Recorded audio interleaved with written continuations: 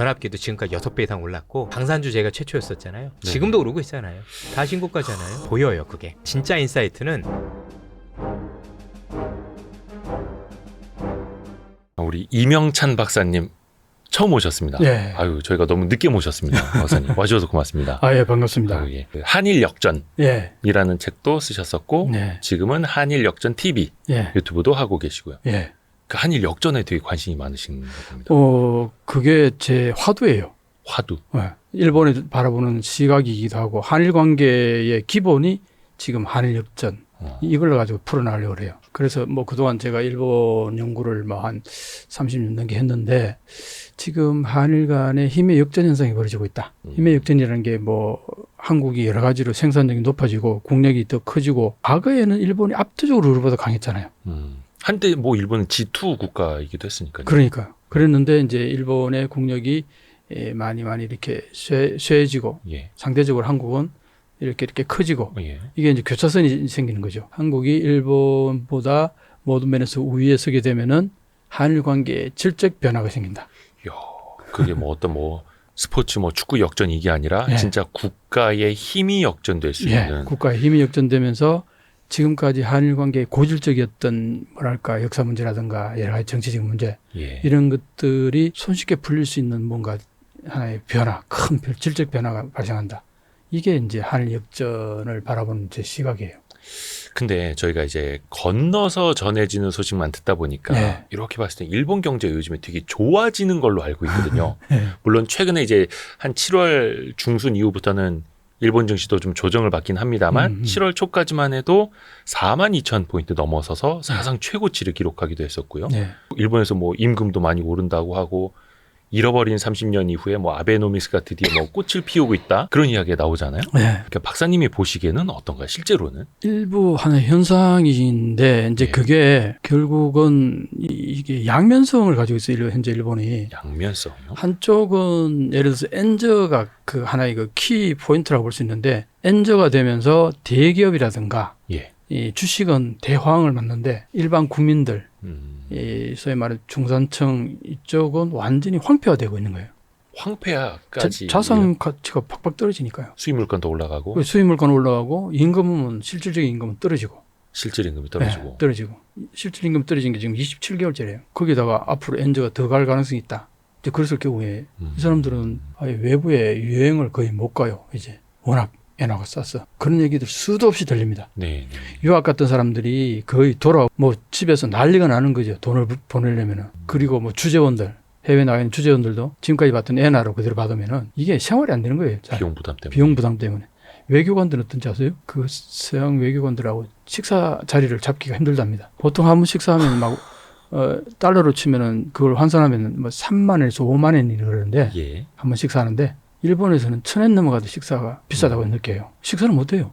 외교를 어떻게 합니까? 그러니까 월급을 이제 엔화로 받고 왜? 쓰는 건 달러로 써야 되고 이러면 그러니까요. 그게 초기에 갑자기 막 엔화가 이렇게 됐을 때는 그게 예산이 1년 전에 이미 다 책정된 거잖아요. 예, 예. 그다음에 그것도 엔화로 다 책정됐단 말이에요. 한 해는 아주 죽을 맛이었어요. 정말.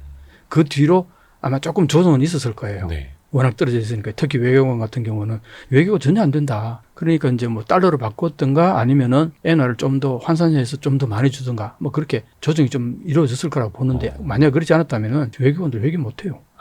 이게 겉으로 나타나는 이제 숫자 경제랑 실질적으로는 이제 국민들이 받아들이는 굉장히 차이가 있는 완전히 차이가 있죠. 이 숫자로 나타나는 거는 대기업. 예. 그다음에 지금 주식이라고 그랬잖아요. 주가라고 예. 그랬잖아요. 주식 누가 샀어요? 일본 국민들이 샀느냐? 아니라는 얘기예요. 기관이나 외국 자본들이 외국인. 많이 들어가지고 다 샀단 말이에요. 네. 그럼 그 사람들 돈 버는 거지. 일본 국민들 돈 버는 건가요? 그러네요. 그런 문제가 있으니까 그 숫자만 보고는 얘기가 확 달라집니다.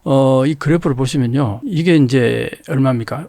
89년도, 90년 버블의 요점이잖아요. 정점. 버블의 정점일 때가 요 오른쪽이 네. 이게 4만 엔 조금 못 가서 버블이 꺼지면서 쭉 내려와 가지고 이게 2002년 어디 이렇게 여기 2009년, 12년 요때 아베가 정권을 잡기 전까지 사실은 거의 내려왔다고 보면 되죠. 이때가요.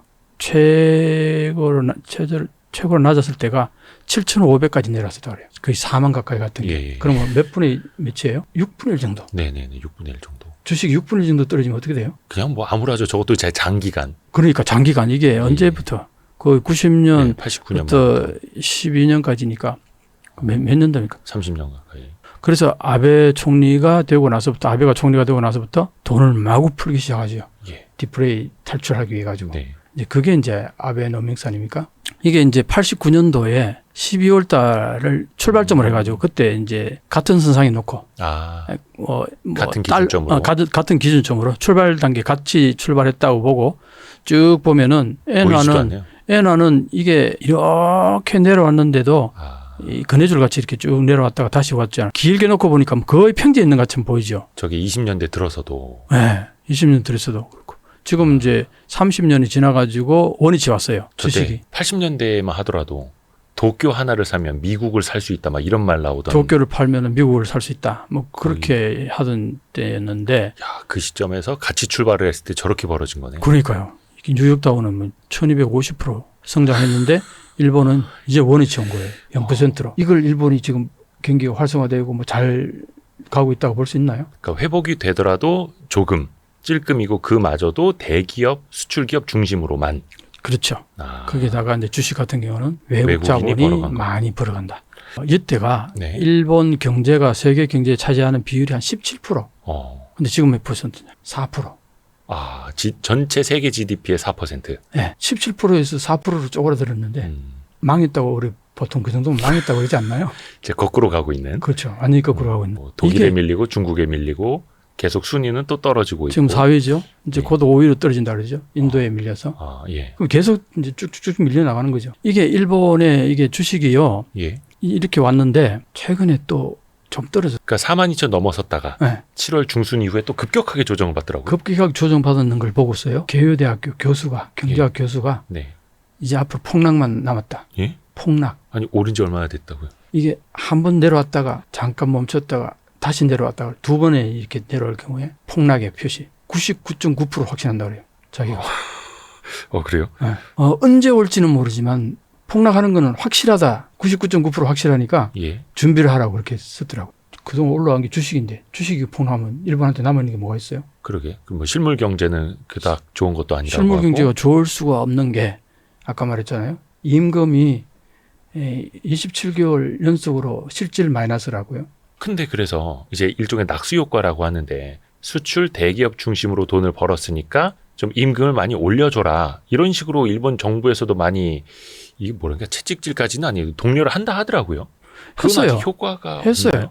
독려를 했는데 예. 소비자 물가 한번 보세요. 이게 이제 소비자 물가 이렇게 쭉 올라갔잖아요. 네. 높을 때는 뭐 4% 가까이 갖고 지금 이렇게 해서 이렇게 이제 2%에 3% 사이 이제 왔다 갔다 하는데 예. 실질 임금 한번 보세요. 이렇게 쭉 오히려 떨어지고 있죠. 물가 마이너스로. 상승률을 감안한 것.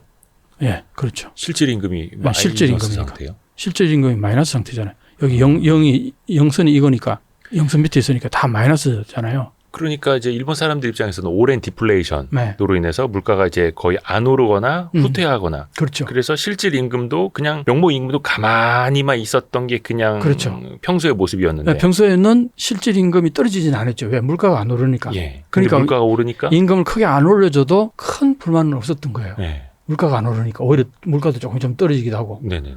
그러니까 뭐 쓰는 데 있어서 갑자기 뭐 내 임금이 적어졌다는 느낌이라든가 이런 건 아니거든요. 예. 그런데 이제 이게 이렇게 되니까 지금은 대기업 임금을 원래 5.28% 올렸어요. 그랬는데 그게 해당되는 사람이 전체 노동자의 11%좀 넘는답니다. 그걸 가지고 이제 명목상 많이 올렸다고 이제 선전을 하는데 실질적으로 다른 많은 직장인들은 거기에 해당이 안 된다는 거예요. 노조에 가입된 사람만 해당되는 거기에. 그것도 대기업 노조에 가입된 사람만. 아주 소수. 소수. 한 10분의 1 정도. 10분의 1 정도. 그걸 가지고 계속 이제 선전하는 거죠. 정치권에서는. 그래서 나타나는 표면적인 숫자만 보고 일본 전체의 경기가 좋아졌다 이렇게 볼 수도 없는 거고요. 그거는 대기업의 얘기고 중소기업은 더 그렇죠. 대기업은 돈을 많이 벌었잖아요. 네네네. 엔젤 때문에. 예를 들면 유니클로 같은 경우 40% 인상을 올렸어요. 임금을. 왜 그렇게 됐느냐. 예. 유니클로는 전 세계에 지점이 있죠. 예. 그러면 전 세계에서 종업원을 고용하겠죠. 그럼 그 사람들에게 달러로 주겠죠. 그럼 달러로 주는 게 금액은 비슷한데 네네네. 조금 올렸다 하더라도 일본에서는 엔으로 환산하면은 1달러당 110엔 받던 게 160엔을 받잖아요. 그래서 40% 올렸다는 겁니다. 올렸다가 아니라 올라갔다네요. 올라갔다죠. 그런데 엔화 그 기준으로 했을 때. 유니클로는 그거를 하는데 다른 대기업은 그것조차 안 한다는 거예요. 다른 대기업은 밖에서 그렇게 엄청나게 벌어가지고 직원들한테 기껏 쥐꼬리만큼 5.28% 올렸다는 거 아닙니까? 그것도 대기업 기준으로. 대기업 기준으로. 유니클로는 40% 올려주시는데 너희들은 뭐하냐 이렇게 얘기할 수 있는 거 아니에요. 그럼 일본 정부에서 약간 막 기업들을 더 어떻게 좀 그런데 뿌리 좀 일본 잡고 흔들고 막 이러잖아요. 기업들 입장에서는 5.18%면 역사적으로 대상승이다고 얘기하죠. 기존에는 동결하다가 과거에는 뭐 기껏 올려봐 2% 3% 그렇게 올리다가 5.28% 이번에 올렸으니까 많이 올린 거라고 얘기를 하는 거예요. 생색내는 거죠. 그러네요. 또 대기업들은. 기업들은 이 그림을 한번 보시면은 낙수 효과. 낙수 효과. 아베노믹스라고 그러잖아요. 예. 아베가 집권했을 때 아까 주식이 쫙 빠지다가 아베가 집권하고 나서부터 주식이 올라가기 오르기 시작했잖아요. 시작했죠. 아베가 생각한 게 이거였죠. 2차원 완화 정책을 펴면은 N이 싸지겠죠. 네. 1달러당 300엔이 되면은 도요타 자동차 불티나게 팔릴 거다. 그렇죠. 엄청 싸게 팔 수 있고. 엄청 싸게 팔 수 있으니까. 예. N이 싸지기를 엄청 바랬다는 거 아니겠어요? 그렇죠. 그러니까 아베 양적 총리는. 완화하고. 예. 그러니까 2차원 완화는 N이 싸지기를 바라고 한 거예요. 예. 그래서 N이 싸지니까 어때? 싸지면은 수출을 많이 하겠죠. 대기업이나 뭐 부유청이나 이래서 돈을 많이 벌 거란 말이에요. 네. 그럼 돈을 많이 벌게 되면 그게 이제 이렇게 철철철 넘쳐가지고 밑으로 중소기업으로 오고. 중소기업, 영세기업들한테 넘어오고 그게 다시 일반 국민이나 지방으로 이렇게 돈이 퍼져갈 거다. 이게 아베노믹스가 처음에 이걸 구상해서 아베노믹스를 시행했는데 결과로는 어떠냐? 이거라는 거죠. 대기업만 뚱뚱해지고. 대기업만 이렇게 이게 넘치지 않도록 가마솥을 만들어버린 거나 아니면 저수지를 만들어버린 거예요. 그 혜택을, 그 과실을 대기업이 싹 독식해버리는 거예요. 그러니까 더 웃긴 건 저 중간에 밑에 있는 와인잔이 깨진다는 거네요. 여기 이제 물이 없으니까 쭉쭉 갈라지는 거죠. 기가 막히게 그림을 그렸죠. 저게 현실이다. 이게 현실이다. 현재 일본에. 거기다가 방위 정세까지 나온 지금 재작년에 방위세 법안을 만들었는데 그때 지금까지 일본은 전수방위라 그래가지고 굉장히 방위비를 1% 이하로 낮췄잖아요. 계속 지금까지. 어차피 이제 국방비 많이 투입할 이유가 없었죠. 자위대만 운영을 하면 됐으니까. 그렇죠. 이번에 기시다 총리가 되고 나서 2% 올리겠다. 방위비를 배로 올리겠다. 이렇게 얘기한 거예요. 난리가 났겠죠. 일본 국내에서는. 돈을 어디서 마련할 거냐. 그러니까 우리가 봤을 때도 약간 조금 이제 신경이 쓰이는 부분이긴 한데 일본 내부에서는 그 돈, 세금, 예산은 어디서 나올 거냐. 이게 1.2% 올린 것도 아니고 1.3% 올린 것도 아니고 갑자기 2%를 올려버렸단 말이에요. 그럼 지금까지 방위비 배로 올려버린 거예요. 네. 그 돈을 어디서 어떻게 마련할 거냐. 명확한 얘기를 하지 않고 그냥 2% 올린다 이렇게 돼버린 거예요. 기존 증가율의 2배. 그렇죠. 네. 그리고 이제 엔저가 되니까 물가는 높아졌고 고물가 된 거 아닙니까? 그 밑에는 이제 죽어나는 거죠. 그리고 외부에서 보면은 워렌 버핏이 일본 주식을 많이 샀다 그랬죠. 네. 일본 상사 주식. 여기다 빨대 딱 꽂으면은 이 저수지에 빨대 딱 꽂으니까 얼마나 마시기 좋겠어요. 딱 버핏이 저 최상단에 있는 요걸 본 가장 거죠. 좋은 기업들에만 빨대 꽂은 거다. 그럼요. 역시 똑똑합니다. 근데 민생 경제에다가 빨대를 꽂은 게 아니라 최상단에 있는 돈 가장 잘 버는 대기업들, 수출 기업들. 그러니까 이게 한마디로 말해서 뭔 얘기를 하냐면은 대기업이 지금 대호황인데 이게 대기업의 생산성이 높아져서 수출이 많이 늘어서 기업이 건강해져서 돈을 번 게 아니고 엔저로 인해서 돈 번 거예요. 그러네요. 생산성 향상이 아니라. 생산성 향상이 아니라 그 체력이 튼튼해져서 거기에서 많은 돈을 벌었다면은 얘기가 달라지는데 그게 아니고 일반 국민들의 호주머니에서 돈을 쫙 빼가지고 지금 대기업으로 몰아주는 거예요. 엔즈라는 게. 그럴 수 있겠네요. 그러니까 돈이 A에서 B로 이동해서 한쪽에 지금 저수지에 몰린 거지. 이거 보세요. 예. 밑으로 내려가서 채워야 될 잔들이 밑으로 안 내려가고 위에만 다 채우는 거예요. 그러니까 일본의 경제가 좋아졌다는 얘기는 몰라서 하는 얘기죠. 일본의 현실을 모르고 하는 얘기죠. 근데 또 하나가 이제 우리 입장에서 더더욱이 그렇고 일본 엔화 값이 싸기 때문에 일본 쪽으로 관광 많이 가지 않습니까? 그래서 일본에도 사람들이 많이 오고 관광 덕분에 내수 소비도 살아나고 뭐라 해야 될까? 좀 외화도 많이 벌고 있다. 이렇게들 알려져 있잖아요. 그건 어떻게 도움이 많이 안 되나요? 한번 보세요. 지금 이 그림 보면은 이게 교토 같아요. 내가 볼 때는. 어디 관광지? 관광지에. 사람이 이렇게 많아요. 이게 오버 투어리즘이라고 그래가지고 이 수용 한계를 넘어섰다 이런 얘기를 많이 합니다. 여기서 사는 사람도 어떨 것 같아요. 엄청 삶이 불편하겠죠. 그렇죠. 그래서 되게 좀 불친절해졌다라는 얘기가 들리더라고요. 원래 뭐 일본 사람 좀 친절하다 이랬었는데. 지금까지 일본은 오모테나시라는 얘기를 많이 오모테나시. 이게 이제 손님한테는 극진하게 대접한다. 이게 오모테나시. 이게 일본의 정신이라고 그랬어요.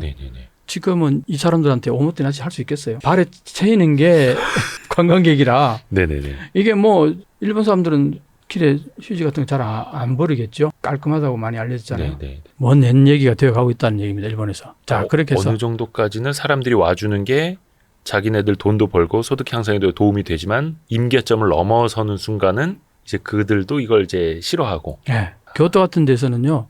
거기에 사는 사람들은 버스를 타려고 하면은 한 5대를 보내버려야 돼. 보내 아. 10,000원이라서 못 타고 그다음에 또 기다려 또 10,000원이라서 못 타고 그런 경우 글들이 올라와요. 그러니까 우리 예전에 한창 그 중국인 네. 관광객들 정말 많이 왔을 때 짜증이 우리나라 나는 사람들이 좀 싫어했듯이 이제 그런 비슷한 거. 걸 수도 그런 있겠네요. 비슷한 거죠. 뭐 그 이상일 거라고 봐요. 그 이상이다. 예. 자, 이게 보면 일본 방문한 외국 여행자 수의 추이가 24년도 와가지고 이렇게 한번 보세요. 네. 조금씩 늘긴 하는데 네. 3, 4, 5월 거의 비슷하잖아요. 더 오히려 안 저 늘어나잖아요. 때는 성수기인데. 예. 아니 그리고 이게 이제 쭉 올라간다고 우리 가정하잖아요. 예. 엔저가 되면은. 근데 2023년도 1월보다는 많이 늘었죠. 예. 배로 늘었네. 네. 그런데 여기서 멈춘 거는 이게 오버 투어리즘이라는 거예요. 이미 음. 한계점에 도달했다. 근데 물론 이제 뭐 앞으로 또 지켜보면 얼마나 더 올라갈지는 모르겠습니다만 네. 이제 이게 뭘 말하냐니까 2023년도에요. 벌어들인 돈이 요게 벌어들인 돈이 5조 3천억 엔. 5조 관광 뭐 여행 수지. 여행으로 예. 외국인이 떨어뜨려 간 돈이 5조 3천억 엔. 그 5조 3천억 엔 중에 이제 우리나라 순수익이 돈으로 거의 한 50조 원 가까이 되는. 그렇죠. 한 거예요. 50조. 예. 예. 순수익이 3조 5천억 엔이래요. 그러니까 30조 조금 많이 넘어요. 남긴 거네요. 많이 남긴 거죠. 이익률이 우와. 네. 예. 그러니까 이제 3조 5천억 엔 정도가 순수익이 남았다고 그래요. 예, 예. 자, 그런데 일본이 돈을 벌어들이는 게 네. 지금 대기업들이 돈을 벌어들이죠. 대기업들이 그렇죠. 사실은 대기업들이 달러로서는 그렇게 많이 벌어들였다고 볼 수는 없어요. 네. 기존에 벌던 대로 벌었겠죠. 그런데 그게 이제 일본의 엔으로 환산해서 계산하니까 엄청나게 번 걸로 나오는 게 3, 40%. 엔화로 환산을 환산을 해서 하니까. 계산을 하면. 이 계정은 엔화로 환산하니까. 그렇죠. 일본 내부에서. 예, 그래서 이제 대기업은 그 엔화로 환산하니까 엄청나게 많이 번 거잖아요. 근데 어쨌든 대기업이 그 돈 가지고 일본에서 물건 사고 하면은 번 게 되는 거 아니에요. 왜? 물건 싸니까. 네. 상대적으로. 달러로 사는 게 아니잖아요. 국외에 가져나가면 번 게 아니죠. 사실 대기업도. 아하. 달러에서 뭐 옛날에 벌던 거에 큰 차이가 없는 거죠. 숫자의 트릭이라 그런 얘기를 합니다. 엔저의 효과라는 거죠. 근데 그 보이는 숫자에 우리가 또 속으면 안 된다. 일반 국민들은 예. 첫째, 임금이 안 올라. 음. 오히려 마이너스야. 그 다음에 해외여행은 아예 언감생심 꿈도 못 꿔. 해외 물가가 비싸서. 임금도 떨어지고 해외여행도 못 가고 그럼 결국 이제 국내 여행 다니는데 해외에서 온 사람들이 좋은 건 다 차지하네. 다 벌어 가고. 가격들 해외에서는 라면 한 그릇에 4,000엔에도 묻는데요. 예. 일본 사람들은 1,000엔만 넘어가도 잘 안 사 먹어요. 요 우리나라 정도까지는 돈으로 한 8, 9천 원. 그렇죠. 9천 원. 요 정도까지는 사 먹어요. 예. 근데 그 이상 되면 안 사 먹는다 그래요. 근데 근데 외국에서 온 여행객들은 4,000엔 받아도 맛있다고 사 먹는다는 거예요. 자기네 나라 돈으로 환산하면 되게 싸 보이니까. 싸 보이는 거니까. 그게 왜 그런 거 하니까 아까 봤죠. 일본은 30년 동안 아까 주식이 이제 원위치로 돌아갔고 예. 돈을 못 벌다는 얘기잖아요. 예. 그런데 아까 미국 보세요. 1250% 성장했잖아요. 그러면은 국력도 커지고 개인의 소비도 엄청나게 그 소득도 엄청나게 늘어났을 거 아니에요. 3배 정도 늘어났을 거라 봅니다. 미국의 물가는 엄청나게 올랐을 거 아니에요. 네네. 거기에 맞게 살다가 일본에 오니까 이게 뭐 한 4분의 1 가격밖에 안 느껴진다는 거예요. 그러니까 지금 막 일본에는 과거에는 중국인들이 그렇게 여행객들이 몰려다니고 많았었는데 지금은 중국인들은 별로 안 보이고 한국인들이나 그렇죠. 미국인들이 그렇게 많이 보인다. 거의 뭐 일본 가는 관광객 한 3분의 1이 한국 사람이에요. 네, 한국 사람이고. 네. 이게 좋은 건지 안 좋은 건지 모르겠습니다만. 그래서 어떤 식당에서는 아예 한국인 거절 이렇게 써붙인 데도 있다 하더라고요. 그래서 이중 가격도 나왔다고 하던데요. 지금 이제 이중 가격은 초기 단계라서 뭐 하는 데도 있고 안 하는 데도 있겠지만 네. 앞으로 전체적으로 이중 가격으로 갈 가능성이 상당히 높다고 봐요. 전체적으로요. 네. 왜냐하면 너무 차이가 나니까. 그러니까 그게 당연시되는 시대가 될 것이다. 그러니까요. 일본인에게는 얼마, 네. 외국 사람에게는 얼마. 네, 그렇게 될 가능성이 상당히 높다는 거예요. 자, 이게 과거에 어떤 나라들에서 이런 현상이 있었어요?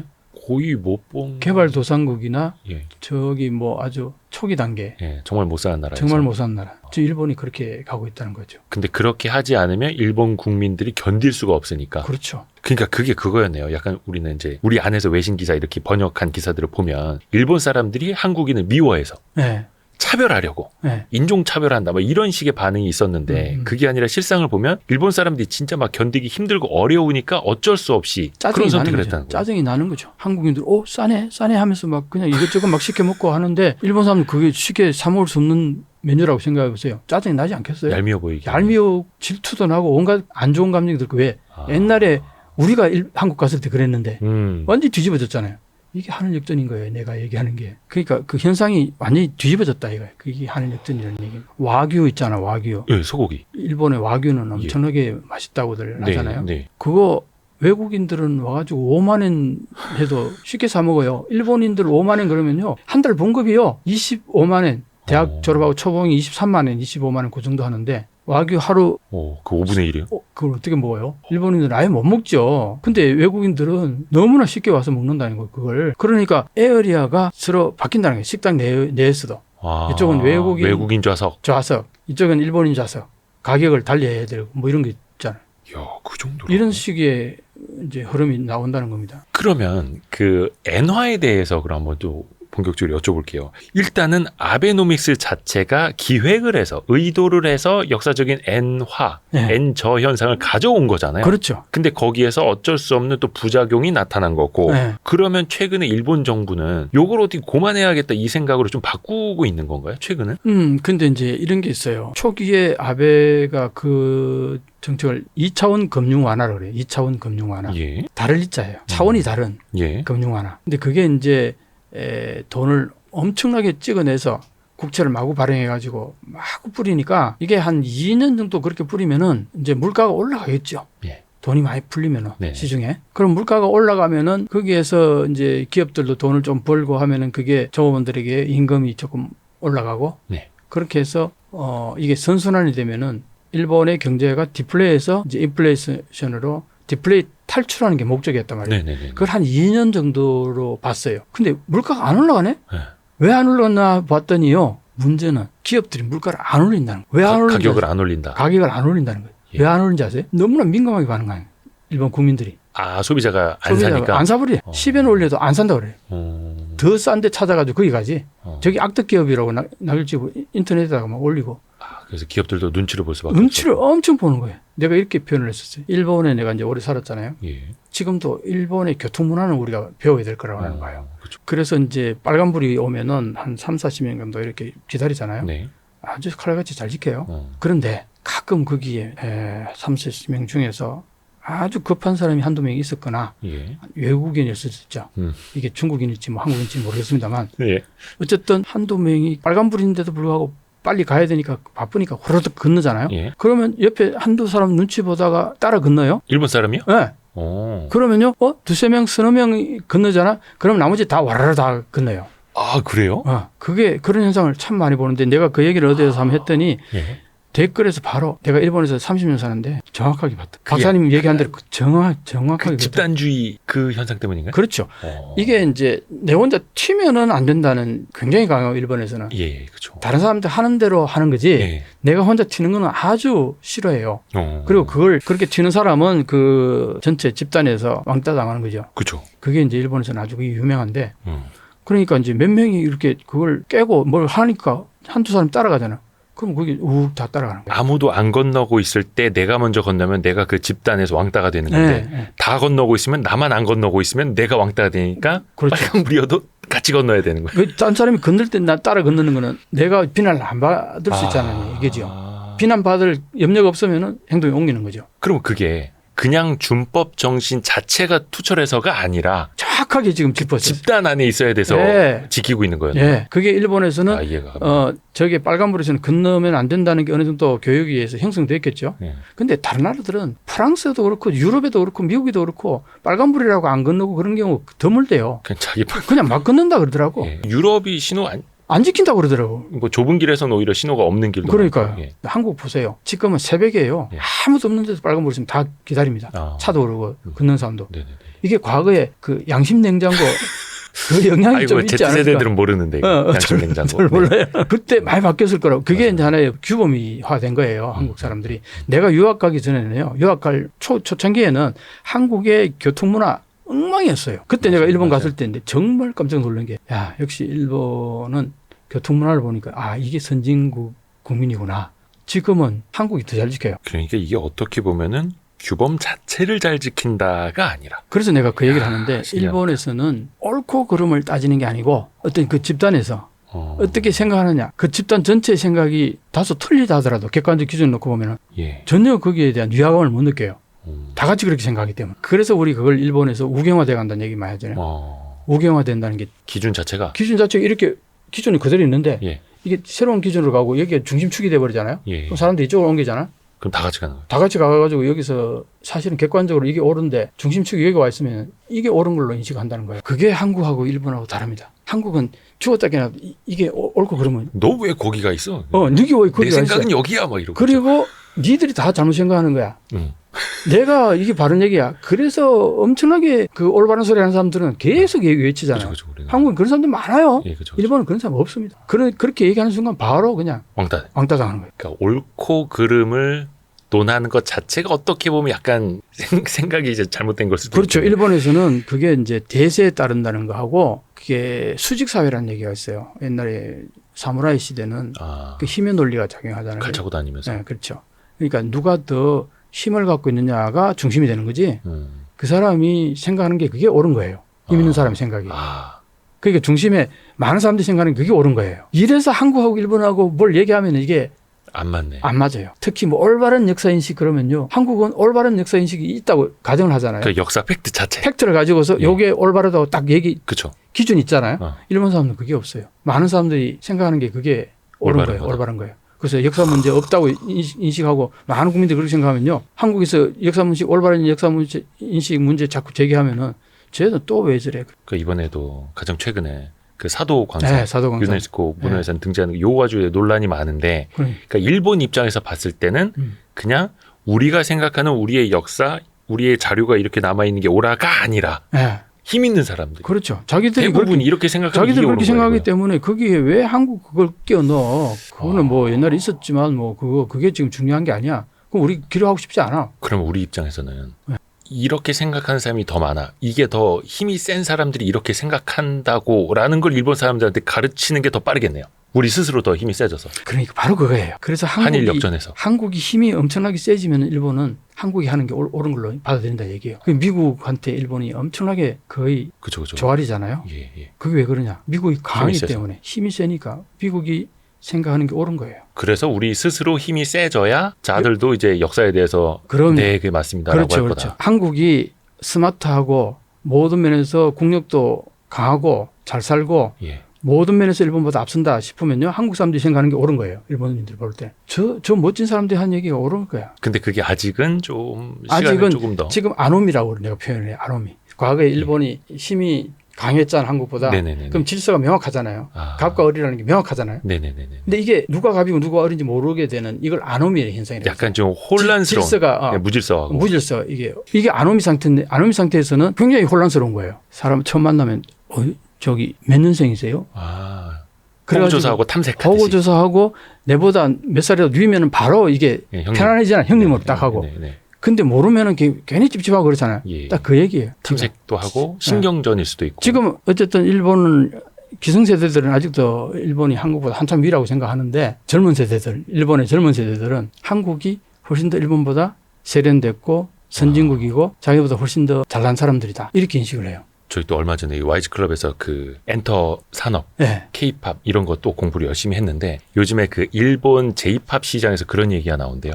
자꾸 그 J-팝이 안 되니까 우리는 그러면 K-팝 스타일로 하겠습니다라고 네, 얘기를 한대요. 그래요. 대놓고. 그렇게 하고 있어요, 지금. 워낙 압도적인 차이가 나니까 예. 과거 같으면 어림도 없는 얘기잖아요. 예. 일본이 한국을 어떻게 따라합니까? 말도 안 되는 얘기예요. 우익들은 아직도 거기에 대해서 입이 이만큼 나와 있어요. 근데 젊은 세대들은 변하고 있는 거예요. 전혀 개의치 않고 변하는 거예요. 왜? 그 사람들은 젊은 세대들은 일본이 잘났을 때를 몰라요. 자기가 태어나서 일본이 잘났던 때가 없어요. 그냥 침체되어 있는 나라에 늘 태어난 침체되어 거고. 있고 늘 불경기고 맨날 디플레이션이고 뭐 잃어버린 몇십 년 그러고 그런 환경 속에서 살아왔기 때문에 일본이 잘났다고 생각 안 하는데 한국 보니까 한국 잘났잖아요. 그러니까 비교가 갈등이 없어요. 오히려 막 한국 연예인처럼 되고 싶고. 그렇죠. 한국처럼 되고 배우고 싶고 싶고 한국한테 배우고 싶고. 요즘 한국어 못하면 뭐 왕따 당한다고 얘기할 정도로 젊은 세대들은 웬간하면 한국을 다 배우고. 왜? 드라마 보려고.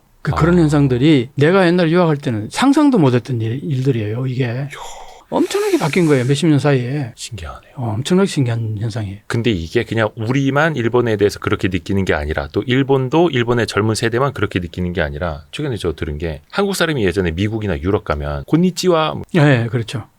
제페니 막 이렇게 네. 물어봤었는데 지금은 그냥 뭐 니하오 아니면 안녕하세요라고 한다는 거예요. 그렇죠. 이제 그러니까 일본이 거기 빠져 있어요. 일본은 쑥 들어가 버리고 최근에 중국이 엄청나게 발전했잖아요. 예. 그러니까 그 중국하고 한국 그리고 실제로 해외에 나가 보면은 일본 여행객은 거의 자취를 감춰버렸다. 이게 무슨 그 다큐멘터리에 나오는 그 서식지에서 서식하던 동물들이 어느 날 싹 사라진 거하고 같은 맥락. 엔화 때문에. 네, 엔저 때문에. 엔저 때문에 일본 사람들이 여행을 못 가는 거예요. 아, 그러니까 유럽이나 미국 사람들 입장에서도 그냥 동양인이 보이면 한국- 당연히 한국 사람 아니면 중국 사람. 그러니까 한국 사람 아니면 중국 사람일 거라고 보는 거예요.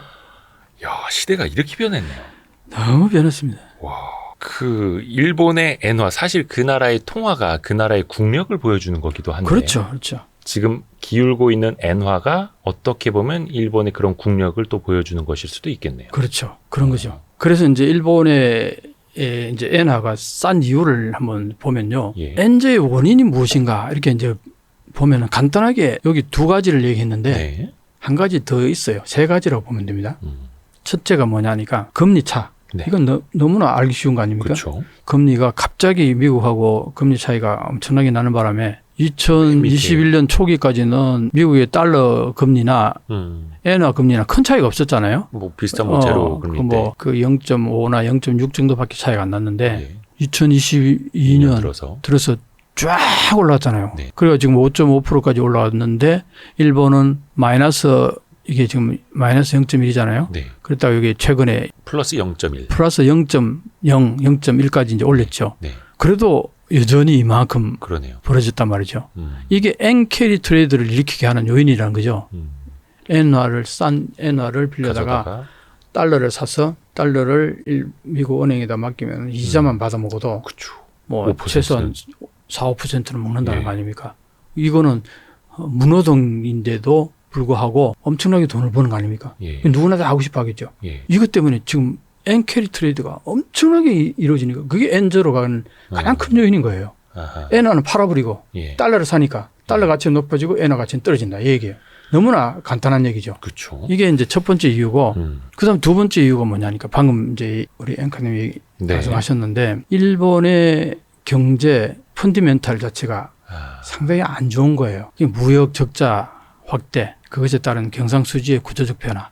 그러니까 이제 과거에 일본은 항상 좋은 물건을 만들어서 해외에다 많이 판매를 해서 달러를 많이 벌어 들어오니까 예. 그 달러 벌어 들어온 달러를 가지고 엔화를 바꿀 거 아니에요. 네. 그러니까 달러가 많으면 많을수록 엔화를 많이 바꿀 거 아니에요. 예. 그럼 엔 가치가 높아지는 거죠. 네, 네, 네. 그런데 지금은 불어오는 달러가 많지 않으니까 엔화를 많이 바꾸지 않는다는 거잖아요. 아하. 그러니까 엔화 가치가 떨어진다 이 얘기예요. 그쵸. 맞을 말해서. 예. 그런데 이 그래프를 한번 보시면요. 예. 참 놀라운 게 방금 금리 차로 인해서 엔저가 갔다. 이러면 금리 차가 줄어들면은 예. 어떻게 돼요? 엔저 현상도 조금 이제 마무리가 될 그 수 엔고로 있죠. 간다는 예, 얘기잖아. 예. 그러니까 금리가 떨어지면은 엔고로 간다는 얘기잖아요. 네. 이렇게 크로스가 돼야 되잖아요. 예. 그래프가. 네. 근데 안 그렇더라는 거예요. 이게 파란색이 달러고요. 네. 이게 빨간색이 엔인데 달러가 이렇게 떨어지면은 엔화는 올라가야 될 거 아니에요. 네, 네, 네. 근데 같이 떨어지더라는 거예요. 이게 뭐예요? 평행선을 그린다는 거예요. 물론 여기 전체적으로 보면 벌어지긴 하는데 이게 군데군데가 방향성이 같더라는 거예요. 이건 뭘 말하느냐? 금리 차가 압도적으로 중요한 게 아니다. 이게 엔화가 오르고 내리고 하는 것 자체가 미국 금리에 오르고 내리고 하고 연동돼서 가는 게 아니더라는 얘기예요. 그거는 연동된다는 건 뭐냐면은 달러가 금리가 올라가면은 엔화는 내려가야 될 거 아니에요. 상대적으로 이제 바꾸는 개념입니다. 싸져야 되는 거 아니에요. 네. 방향이 같더라는 거예요, 이렇게. 그래서 이 분석가가 이걸 보면은 금리만 가지고 지금 현재 엔저를 논하면 안 된다 하는 근거로 이 그래프를 보여줬어요. 그래도 이번 최근에 한 금리가 오르기 시작한 한 2년여 네. 그 전까지만 하더라도 사실은 엔화가 안전자산이라고 불리던 때가 그렇죠, 있었잖아요. 그렇죠. 그러니까 달러 강세 보일 때 엔화도 강세를 보였었고 일본 같은 경우에는 국가 부채 비율이 뭐 한 200% 이상이 되는데도 지금 265%예요. 그렇죠. 근데 대부분 부채를 국민들이 갖고 있으니까 또 일본의 중앙은행이 갖고 있으니까 그래도 저 나라가 망할 리는 없다. 뭐 이런 논리가 좀 통했었잖아요. 그런 논리는 계속 이제 지금까지 해오고 있죠. 예. 근데 그게 얼마나 터무니없는 논리라는 걸 이제 알 사람들은 다 알죠. 이제는 지금까지는. 인식이. 자, 이걸 보면은 저건 뭐죠? 일본이 4년 연속 1위에서 38위로 전락했다는 거예요. 이게 뭐냐? 뭐예요? 이게 경쟁력에서 한국이 20위고 아시아에서 일본보다 하위에 있는 것은 세 나라밖에 없다. 이제 이게 국가 경쟁력이요? 국가 경쟁력인데 한번 보세요. 이게 국가 경쟁력이에요. 예, IDM 국가 경쟁력. 네, IDM 세계 경쟁력 순위 추이를 보면은 일본이 89년도 버블 때는 89년 2년까지가 그 1위였다고 이야. 보이죠. 예. 내가 유학 갔던 애가 94년이니까요. 이때 3위로 떨어졌어요. 예. 난리가 났었습니다. 언론에서. 아, 1위에서 3위로 1위에서 떨어졌다고. 3위로 떨어졌다고. 그렇죠. 전교 1등 하다가 3등으로 떨어지면 난리 나죠. 난리 나잖아요. 예. 그거였어요. 딱 정확히. 예. 그런데 지금 몇 등이야. 어이구야. 2022년 34등이 했는데 조금 전에 아, 더 떨어졌다. 더 떨어진 거죠. 원래는. 아하. 38위로 떨어졌어요. 예. 자, 이렇게 되면은 예. 국가가 경쟁력이 떨어지면은 그 나라 화폐가 어떨까요? 아, 그렇죠. 그것도 똑같이 반영을 하는 거죠. 반영이 되는 거죠. 예.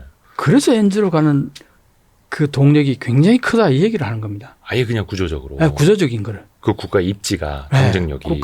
일본의 국가 경쟁력이 계속 떨어지기 때문에 엔저로 가는 거기 때문에 지금 미국의 금리가 낮춰지고 하면은 금방 엔고로 갈 거다. 꿈 깨시라.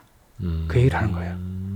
지금 한번 보세요. 미국이 금리를 인하한다고 하잖아요. 네. 원래 뭐 3번 한다 그랬다가 지금 뭐 안 할 수도 있다 그랬다가 다시 또 최근에 한 번쯤 최소한 한두 번 있을 거다 얘기하잖아요. 네. 그러면은 그때 내려오는 게 보통 0.25% 정도 내려올 거라고 해요. 베이비 스텝으로. 네. 0.25나 0.5 많아봐야 네. 원래 한 번이라 치면은 0.5%고 음. 적게 나오면 0.25% 아니야. 네. 그냥 많게 0.5%라 봅시다. 네. 그래봤자 5% 정도의 차이가 나잖아요. 그럼 뭔 변화가 있겠어요? 엔캐리 트레이드에서는 큰 영향이 없다. 5% 먹던 거 한 4.5% 먹으면 어떠냐, 막 이런 거죠. 그런 거죠. 그러니까 최근에 보신 분들 아시겠습니다만 원화 기준으로 뭐 이제 네. 100엔당 네. 860원대에서 900원대까지 오르긴 올랐어요. 그렇죠. 그래서 이제 막 엔화가 올라오나 보다, 막 이렇게 생각하시는 분들 계실 텐데 구조적으로는 그렇지 않다. 그렇지 않다. 지난번에도 141엔까지 올라왔다가 바로 떨어졌잖아요. 그 달러 대비. 네. 네. 지난번에도 4월 말 5월 초 그때 한 600억 달러 썼어요. 그러니까 외환 시장 그 방어하느라고. 방어하느라고. 예. 일본이. 네. 역사적으로 쌓여가는 엔 매도로 그랬죠. 아, 엔화 매도 포지션. 매도가 계속 지금 이어지고 있다는 거예요. 파는 게 이렇게 쌓이면 어떻게 돼? 엔 가치 떨어지는 거죠. 엔 살려는 사람이 많고 엔 수요가 높아야 엔 가치가 올라갈 텐데 다들 엔 파는 거예요. 이렇게 쌓여가는데 엔 고가 될 수 있나요? 근데 이제 저게 단기적인 환율은 어떻게 될지는 뭐 아무도 모르는 거지만 네. 장기적으로 봤을 땐 저게 일본 경제가 침울하고 있다는 걸 또 보여주는 거예요. 그렇다는 거죠. 그게 왜 그러냐니까 이거 보면은 네. 대외 수지가 나쁠 때 엔이 팔리고 있다는 거죠. 예. 이 대외 수지가 이렇게 좋을 때는 아까 엔이 팔린 게 아니잖아요. 네. 최근에 와서 엔이 많이 팔린 이유가 이렇게 이제 이게 무역인 거예요. 무역 수지를 말하는 거예요. 이게 밑으로 내려가는 다 적자라는 거 아닙니까? 그래서 이제 이런 거고 또 하나는 수지. 일본 무역 수지 추이가 이게 바로 정확하게 이게 수입이고요. 예. 이게 수출이 수출보다 수입이 더 많아지니까 당연히 적자가 생기겠죠. 엔저 때문에 무역 수지가 개선되는 줄 알았는데 수입이 더 많이 늘어서. 그게 정확하게 지금 지적을 정확히 하셨는데 야. 이런 얘기가 있어요. 엔저가 되면은 한국이 긴장을 한다. 네, 네. 왜? 수출 품목이 경쟁 품목은 일본이 가격이 저하되니까 경쟁력이 높아진다. 그래서 긴장했잖아요. 그러니까 일본 물건을 이제 유럽이나 미국에서 한국산보다 더 싸게 팔 수 있으니까. 싸게 살 수 있으니까. 예. 그 경쟁력이 높아진다 그러고 왔는데 실제로 보니까 그렇게 큰 영향이 없더라. 왜 그런지 아세요? 왜 그럴까요? 일본에서 생산해가지고 일본 국내에서 생산해서 수출하는 품목이 별로 없더라. 수출 기업들은 대부분 다 해외로 다 이미 공장 이전을 다 해가지고 일본은 공동화 현상이 있었다. 지금까지. 일본 땅에서 만들어야 GDP도 올라가고. 일본에서 만들면은 엔화가 떨어지면 네. 생산 가격이 팍 떨어질 거 아니에요. 그럼 경쟁력이 생겨서 그쵸, 수출이 그쵸, 많아질 그쵸. 거다. 이랬는데 일본 내에서 만드는 물품을 아니라. 수출하는 경우는 별로 없더라는 거예요. 그러니까 이미 해외에서 만들고 있어서. 수출할 만한 제품들 이미 다 해외 공장으로 다 이전해 해외에서 생산해가지고 거기서 팔더라는 거예요. 거기서? 그럼 여기서는 변화된 게 뭐가 있어요? 달러로 그냥 파는 거기 때문에 변화된 게 없어요.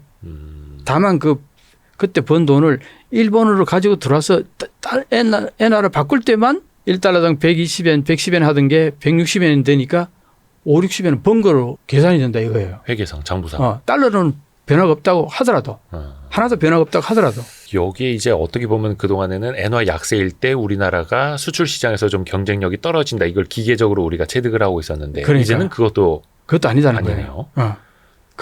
그게 나도 이제 그걸 최근에 어떤 글들을 보니까 다들 그 얘기하는데 통계를 보면은 실제로 수출이 늘어나지 않았다 이 얘기를 하더라고요. 일본 땅에서 만들어서 그러니까 엔화로 만들어서 수출하는 게 아니고. 네.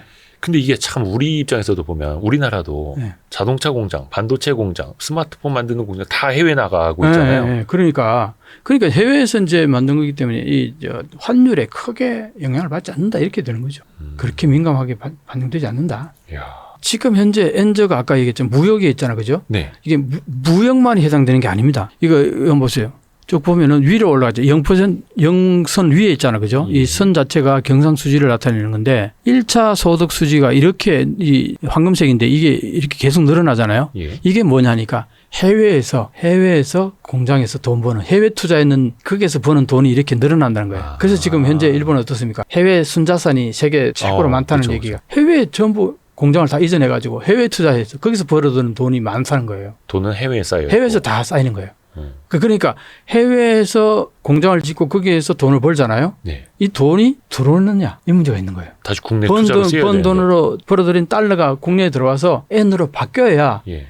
엔에 대한 수요가 그쵸, 높아져서 그쵸. 엔 가치가 올라갈 거 아니에요. 네. 근데 이게 이제 경상수지로 보면 이렇게 흑자잖아요. 그죠? 네. 이게 이제 소위 말해서 해외에서 번 돈까지 다 계산해서 그런 거예요. 그랬는데 이 현금 흐름으로 보면은 이 수치가 나온다는 거예요. 요만큼의 돈이 안 들어온다는 거예요. 국내로. 아하. 무슨 말인지 이해가죠? 격차가 있네요. 이 돈이 안 들어온다는 거예요. 이게 왜냐? 해외에 투자한 그 기업들이 그 공장 지었는 기업들이 번 돈을 일본에 가지고 들어가지고 일본에 투자를 해야 되는데 일본에 투자할 게 없다는 거예요.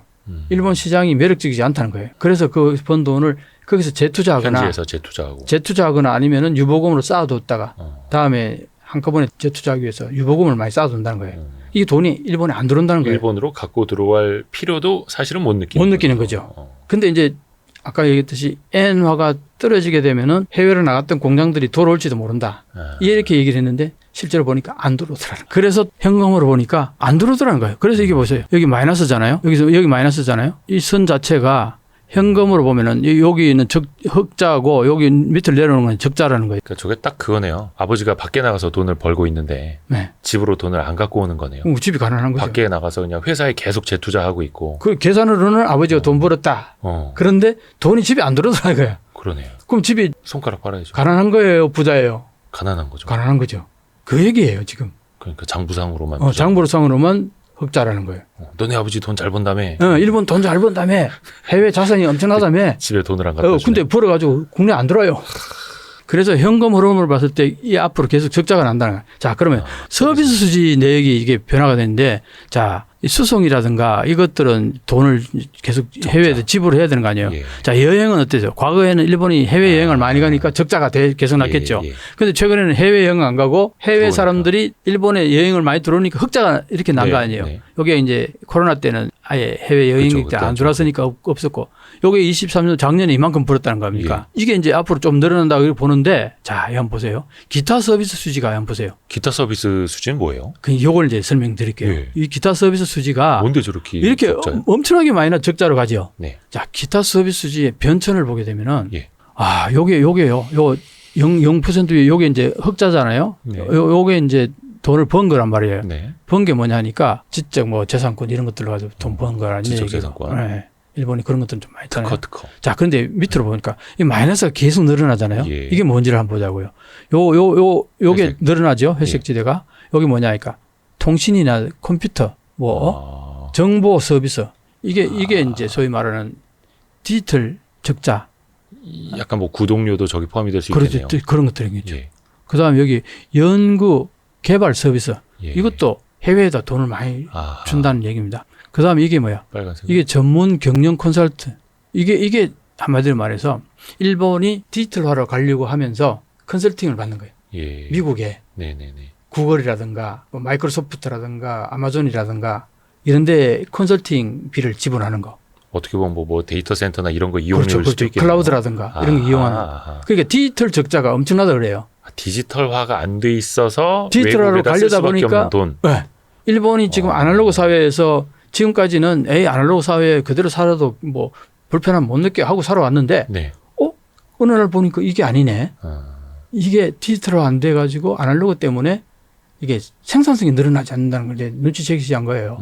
일본 국민들도 그러다. 그러다 보니까 이제 디지털화로 가려고 노력을 하는 거죠. 그러다 보니까 기술자가 없네, 일본에는. 디지털에 대한 누구한테? 미국에. 가팜의 회사들의 컨설팅을 받는 거예요. 그 컨설팅 비용이 엄청나게 들어간다는 겁니다.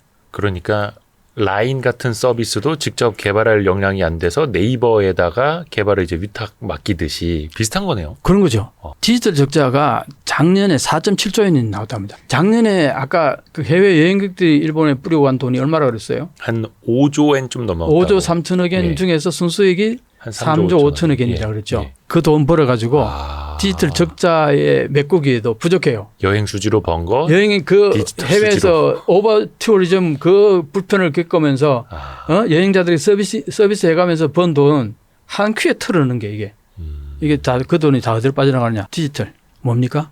야. 저작권 사용료, 그다음에 넷플릭스라든가 음악이라든가 이게 동영상 음악 이 서비스에 돈 내는 거 하고 그다음에 클라우드 사용료, 그다음에 인터넷 광고, 전문 컨설팅 이런 거에 들어가는 돈이 네네네. 이게 이만큼 이게 급격하게 늘어나고 있죠. 적자가. 네네네. 이걸 디지털 적자라고 그래요. 최근에 와서 급속도로 늘어납니다. 20년도부터 시작해서 디지털 적자가 외국인 여행 수익을 능가한다. 명확히 나오죠. 아하. 여행 수지는 이거 아닙니까? 요거. 네. 이게 디지털 관련해가지고 적자가 이 회색입니다. 이게 이렇게나 커요. 그러니까 어떻게 되겠어요? 이 적자가 이 서비스 수지에서 적자가 이렇게 많이 난다는 거예요. 이게 구조화돼 간다는 거예요. 앞으로. 아하. 이게 계속 커져 간다는 거예요. 적자가. 그리고 해외에서 번 돈은 다 안 들어오고 그 현금으로 봤을 때는 이게 계속 마이너스 적자가 된다. 이 얘기를 하는 거예요. 그래서 구조적으로 N조로 갈 수밖에 없는 펀디멘탈이 돼 있다는 거예요. 일본에. 근데 저렇게 디지털 쪽으로 나가는 지출을 또 저거를 뭐 아낄 수도 없는 거고요. 아낄 수도 없죠. 하루아침에 뭘 뒤집을 수도 없는 거고요, 저게. 이거는 오히려 더 자꾸 늘어난다. 예를 들어서 넷플릭스 가격을 올리거나 미국에서 가격을 올리면 네. 올렸지 내리진 않잖아요. 아하. 그러면 계속 지출은 더 커지고. 더 늘어나고. 그래서 어느 정도냐 하니까 2030년도 있죠. 네네네. 2030년이 가면은 2030년에 디지털 적자 그 금액이 네. 일본이 해외에서 들여오는 에너지 수입 가격보다 더 많아진다는 거. 일본은 에너지 뭐 거기도 다 거의 수입이죠. 석유나 뭐 LPG 가격 이런 거 전부 다 거의 99% 수입해 오잖아요. 예. 그게 들어가는 돈보다 디지털 적자가 더 많아진다 이 얘기예요. 전문가들이 이렇게 얘기를 해요. 그러게. 뭐 생각해보면 우리는 그래도 자국 서비스인 포털도 있고 그럼요. 메신저 서비스도 있고 데이터 센터들도 많고. 난 구글 거의 안 써요. 물론 이제 유튜브라든가 뭐. 그렇죠. 그것도 구글이긴 그건 한데. 구글이네. 근데 이제 우리나라는 그래도 그쪽으로는 좀 어느 정도 그 정도는 아니지 일본. 완비까지는 아니라 좀 대비가 되어 있는데. 그렇죠. 일본은 그게 전혀 없어요. 전혀 없다는 거죠. 그 지출은 또 구조적으로 계속될 수밖에 플랫폼이 없고. 전혀 없다는 거죠. 그 외에 항상 많이 이게 화제가 됩니다. 일본이 아직까지 플로피 디스크를 쓴다. 네. 근데 최근에 플로피 디스크를 이제 퇴출시키겠다. 이런 네. 선언이 나왔더라고요. 그렇죠. 최근에 나왔어요. 2024년에. 네, 2024년에 그 시커먼 거 있잖아요. 플로피 디스크. 이거 예. 우리는 한 5년 전, 10년 전에 없어졌나요? 아유, 훨씬 더 됐죠. 훨씬 더 됐나요? 저 중학교, 고등학교 때 쓰던 거였어요. 그러니까요. 그 이후로 뭐 CD, 네, 그렇죠. USB 뭐 이렇게 넘어왔으니까요. CD도 이제 우리가 뭐 별로 안 쓰잖아요. 컴퓨터는 CD 그렇죠. 안 이제는 쓰잖아요. 이제 CD도 안 근데 쓰죠. 일본 컴퓨터는 이게 CD 이거 작동하는 거 여기 다 부착돼 있어요. 아직도. CD 리더기가 네. 부착돼 있어요? CD도 한 단계 나은 거죠. 프로피 디스크 작동하는 걸 만들어야 되는데 예. 거기에서 한 단계 더 나은 게 CD잖아요. 예. 그 CD를 구동할 수 있는 이게 집어넣는 그런 것들이 있는 컴퓨터들을 아직도 쓰고 있어요. 그러니까 그 팩시밀리. 네. 뭐 수기는 너무나 당연하고 팩시밀리랑 플로피 디스크 요걸로 이제 대변되는 게 일본의 아날로그도 아니고 디지털도 그 중간쯤이잖아요. 디지털 청이라는 걸 그래서 21년도에 출범을 시켰다고요. 21년 9월 달에 만들었죠. 디지털 청을 이제 만들었잖아요. 예. 그러면 이제 왜 만들었겠어요? 이게 디지털화를 해야 되는데 기업도 그렇고 정부도 그렇고 예. 그게 디지털화를 해야 되는데 이게 프로그램을 만들어야 될 거 아니에요. 네네. 그럼 누가 만들어요? 공무원들은 지식이 없어요. 그렇죠. 그러니까 어떻게 돼요? 민간에 맡겨야 되는데. 외부에다 위탁을 해서 맡길 거 아니에요. 네. 그러면 이제 그걸 제공해 주는 대기업들이 좀 있어요. 디지털 쪽 관련되는 자기들이 편하도록 다 만들어요. 프로그램을. 네. 그래가지고 3년 정도 그냥 세금을 빨아먹죠. 예. 연장을 하면 또 빨아먹죠. 예. 별로 진전된 거 들어가는 돈도 별로 없어요. 근데 한번 만들어 놓으면. 한번 만들어 놓으면 그렇게 하니까 이게 진보가 없는 거예요. 그 기업별로 딱딱딱 단절화돼 있잖아요. 기술 방식이 다르니까. 기업마다 다 프로그램이 다르니까 예, 예. 단절화돼 서로 호환이 안 되잖아요, 전혀. 아, 이게 말이 돼요? 그러다 보니까 이거 안 되겠다 해가지고 예를 들면 이런 거죠. 주민등록 초본이나 주민등록 네네. 뭐 이런 어떤 서류를 뗀다 칩시다. 우리는 내 컴퓨터에서 프린터기만 있으면 바로 뽑을 수 있잖아요. 그렇죠. 정부 집사 이런 걸로. 근데 일본은 그게 안 되잖아요. 예, 안 되죠. 전부 본적지에 가서 떼야 된단 말이에요. 이제 도쿄에서 일하는 애가 본적지가 홋카이도면 비행기 타고 가서 주민등록 초본을 떼와야 돼요. 아니면 부모님한테 부탁해가지고 뭐 며칠씩 걸리는 우편으로 받거나. 근데 한국에서는 있을 수 없는 얘기잖아요. 그렇죠. 근데 이거는 일본에서는 그냥 다반사로 있는 얘기예요. 서류 자체가 예를 들어 양식이 지방자치제마다 다 달라요. 아, 양식, 기술, 양식도. 그게 왜 방식도 그러냐니까 지방자치제가 자체적으로 발전해 오면서 그런 것들이 양식이 만들어졌단 말이에요. 다르고. 예. 그게 누가 상의하고 만든 게 아니란 말이에요. 그러니까 지방자치 자체적으로 다 포맷을 만들어 온 거죠. 그게 1741개의 지방자치제가 있는데 1741개의 양식이 다 다르다는 얘기를 하더라고요. 그러니까 더더욱 호환도 안 되고. 호환도 안 되고. 그러니까 이제 디지털청을 만든 거예요. 그럼 뭔가 좀 통일을 해보자. 통일해보자. 예. 어느 걸 기준으로 통일할 거냐? 그럼 내 걸로 기준으로 하자고 얘기할 거 아니에요, 다. 서로가. 네. 그게 타입이 안 되면은 어떻게 해야 돼요? 디지털청에서 결론 내줘야죠. 하나로 만들어가지고 그냥 압력을 넣어야 될 거 아니에요. 예, 밀어붙여야죠. 밀어붙여야 될 거 아니에요. 네. 그러려면 파워가 있어야 되거든요. 파워를 가지려고 만들어진 게 디지털청인데 그때 디지털청 만든 사람이 스가 총리예요. 스가 총리는 아베의 그 8년 반 가까이 동안에 관방장관을 8년 반을 했단 말이에요. 네. 관방장관이라는 게 대변인 같은 거. 대변인 같은 거지만 하는 일이 주로 공무원들 컨트롤하는 거예요. 예. 그러니까 공무원들 다루는 방법은 8년 반을 했으니까 더 텄겠죠. 잘하겠죠. 예. 파워도 있고. 예. 그다음에 자기 뭐 아는 사람도 많을 거고. 그래서 스가가 총리 됐을 때 디지털청을 만들었어요. 그래서 자기가 엄청난 압력을 넣어서 해보겠다. 뒷배에서 든든히 마구 밀어붙여. 이러려고 했는데 예. 디지털청이 출범하는 그 다음 날 스가 총리가 총리에서 내려와 버렸네. 아, 오래 못 갔죠, 그분이. 그래가 디지털청이 낙동강 오리알 돼버린 거죠. 거기에 디지털청에 진짜 디지털이네요. 0 아니면 1이네요. 예. 전문가들을 채용해야 될 거 아니에요. 네네네. 그럼 전문가들 채용하려면 봉급을 어떻게 줘야 돼요? 많이 줘야겠죠. 예, 그죠. 근데 공무원이에요, 거기 신분이. 예. 디지털청이 그 국가기관이니까. 그럼 많이 주지도 못하고. 많이 주지도 못해요. 그러면 어떻게? 이 사람들이 지원하겠어요? 안 하죠. 안 하죠. 민간기업까지. 그래서 어떻게 했냐? 어떻게 타협했냐? 일주일 중에서 월부터 금요일까지 5일 근무인데 이틀이나 3일 근무하고 나머지 이틀이나 3일은 다른 데서 이중 투잡 뛰어도 된다. 이렇게 했어요. 예? 그랬더니 어떤 현상이 벌어진지 알아요? 어떻게? 여기가 정식 공무원이 아닌 거예요. 그러니까 한마디로 비정규직이 돼버린 거야. 반민 반관. 반빈반관. 네. 이 사람들은 이제 비정규직이 아닌 거예요. 그 총무청이라든가 법무성이라든가 이런 데서 볼 때에 쟤들은 정규직도 아닌 떠내기들이 명령한다고 그게 듣겠어요. 이렇게 돼버린 거예요. 어쩌다 공무원. 내지는 떠내기다는 거예요. 반만 또 이제 자리에 걸쳐놓고는 반은 민간인이니까 쟤들 하는 얘기를 듣겠어요. 그 기라성 같은 동명대 법대 출신들이 디지털청에서 하는 그 명령을 듣겠냐고요. 안 듣는 거죠.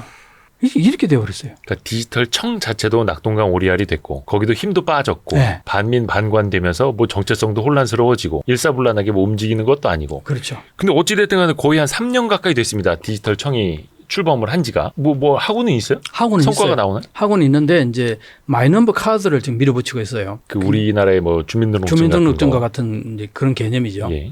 근데 그게 지금 뭐 총리 후보를 오르내리는 고노 이 사람이 지금 그 장관을 맡고 있어요. 네. 근데 이 사람이 이제 그 전에 SNS 거기에서 팔로워가 100 몇십만 막 이렇게 꽤 일본에서는 아주 드물게 인기 많네요. 정치가로서는 젊은 사람들은 인기가 많았어요. 네네. 그 결국 이 사람을 그 디지털청장으로 지금은 성인가 그렇게 앉혔어요 지금. 예.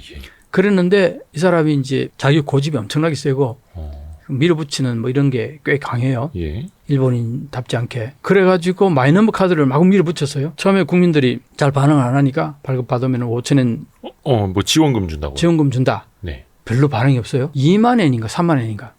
그럼 어때요? 20만 원 거의 30만 원 가까이. 마이너버 카드 만들어 가지고 뭐 쓸 때도 그 전에 만드는 사람들 보니까 전부 장롱 속에 집어넣고 뭐 전혀 사용 안 하니까 네. 그냥 발급만 받고 그냥 팽개쳐 놓으려고 발급을 받았어요.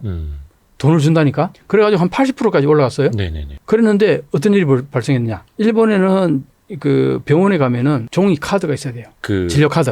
건강보험증 같은 건강보험증 같은 옛날 우리 의료보험증. 의료보험증 있었잖아요. 네네네. 종이를 들고 다닐 때 옛날에 나도 들고 다녔었는데 네네, 그걸 지금까지 쭉 사용하고 있는데 이걸 없애버리고 마이너버 카드에 다 심어버리네. 심어버리겠다. 예. 이렇게 하니까 이제 난리가 난 거예요. 왜 더 편리한 거 아니에요? 그런데 예. 이 사람들이 두 가지가 있어요. 하나는 개인 정보를 예. 국가가 아는 걸 별로 원하지 않아요. 일반 국민들이.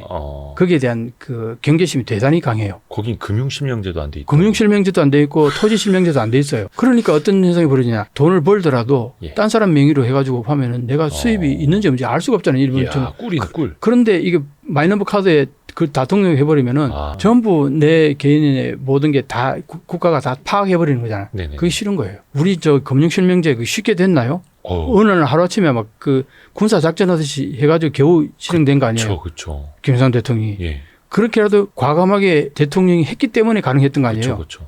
근데 일본은 지금 그게 안 돼요. 저항이 워낙 심해가지고. 마이너버 카드를 만들면은 거기에 지금 그것만 만들어야 했지 건강진료증하고 이게 병합시킨다는 얘기 언제 했냐?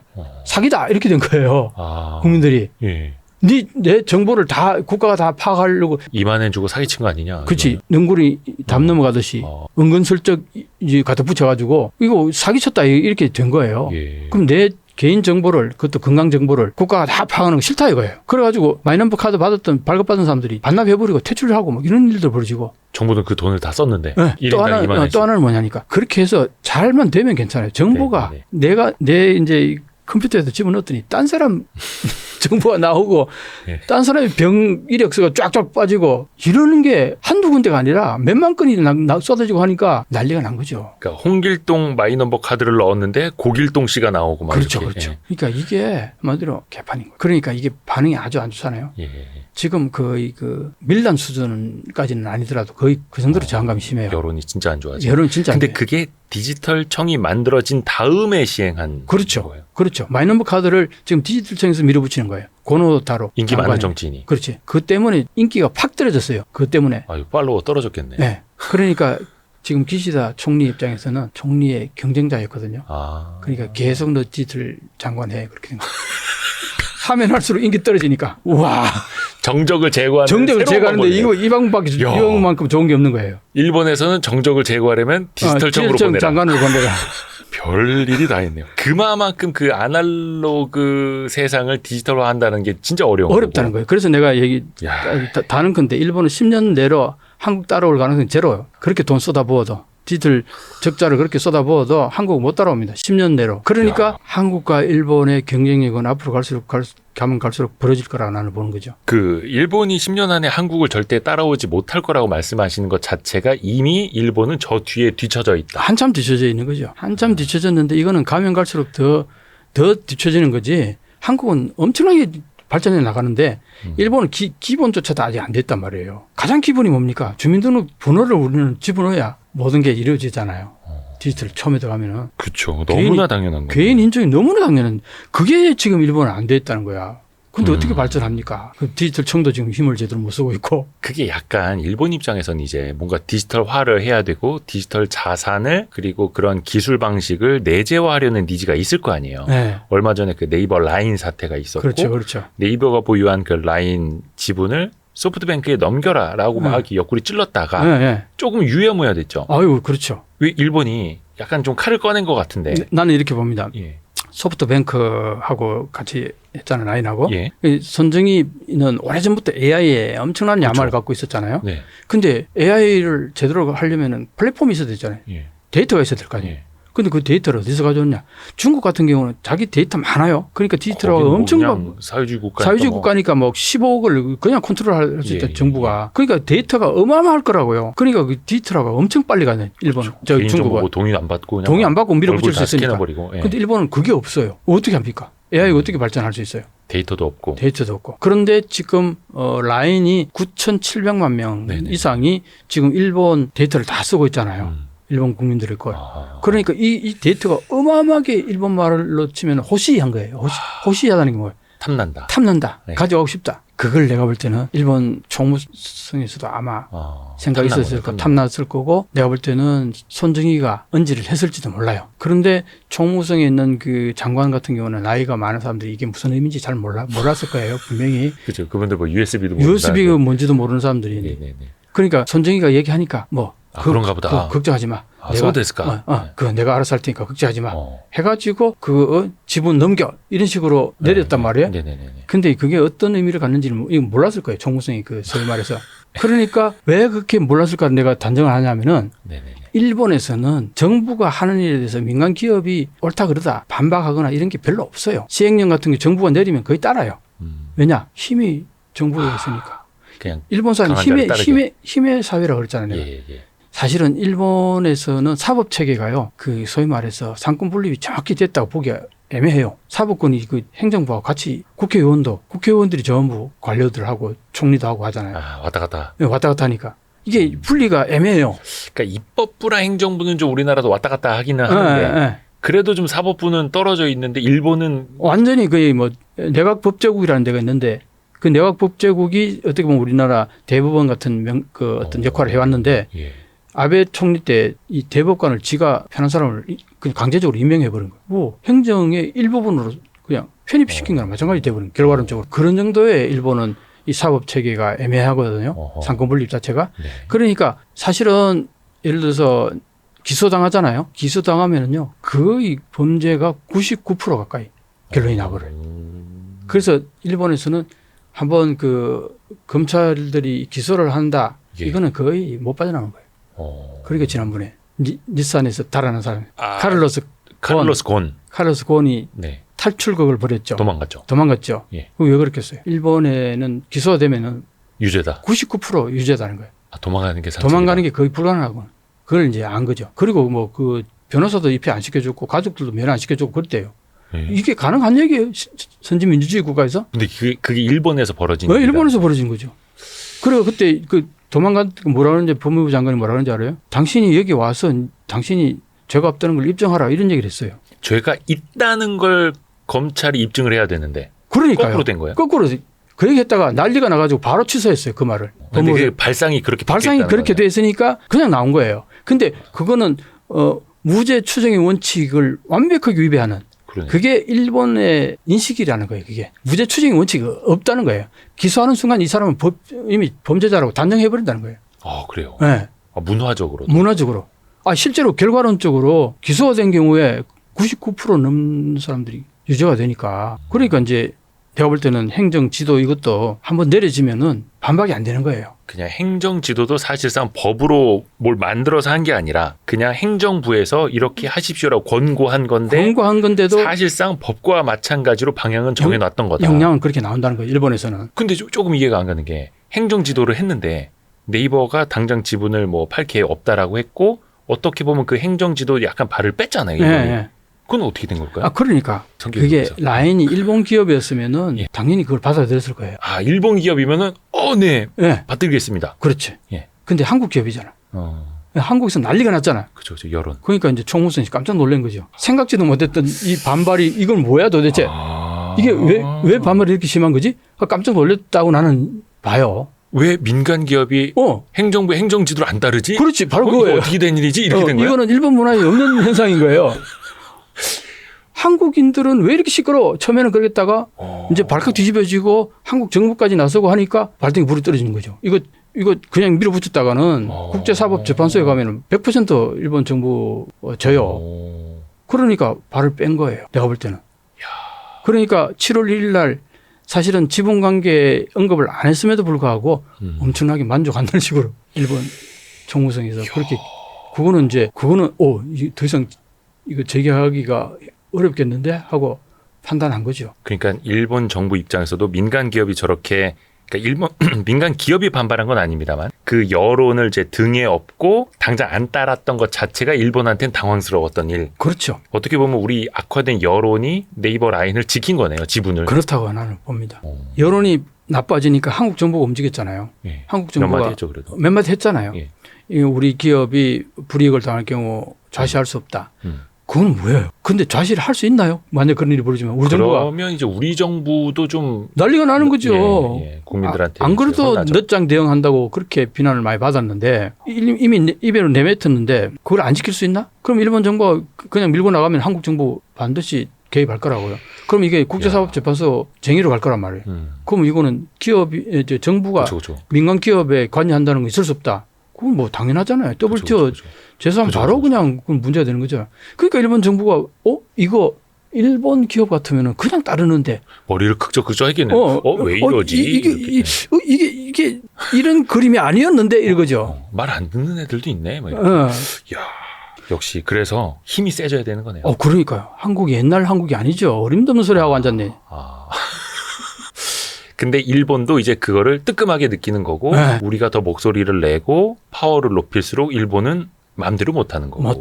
근데 이번에 뭐 사도광산도 그렇고 뭐 역사적인 문제도 자기들 마음대로 하는 게 아직까지 그 부분에 대해서는 한국은 우리보다 좀 힘이 약하다라고 보는 측면이 또 아직은 있을 있어요. 테고요. 아직은 있어요.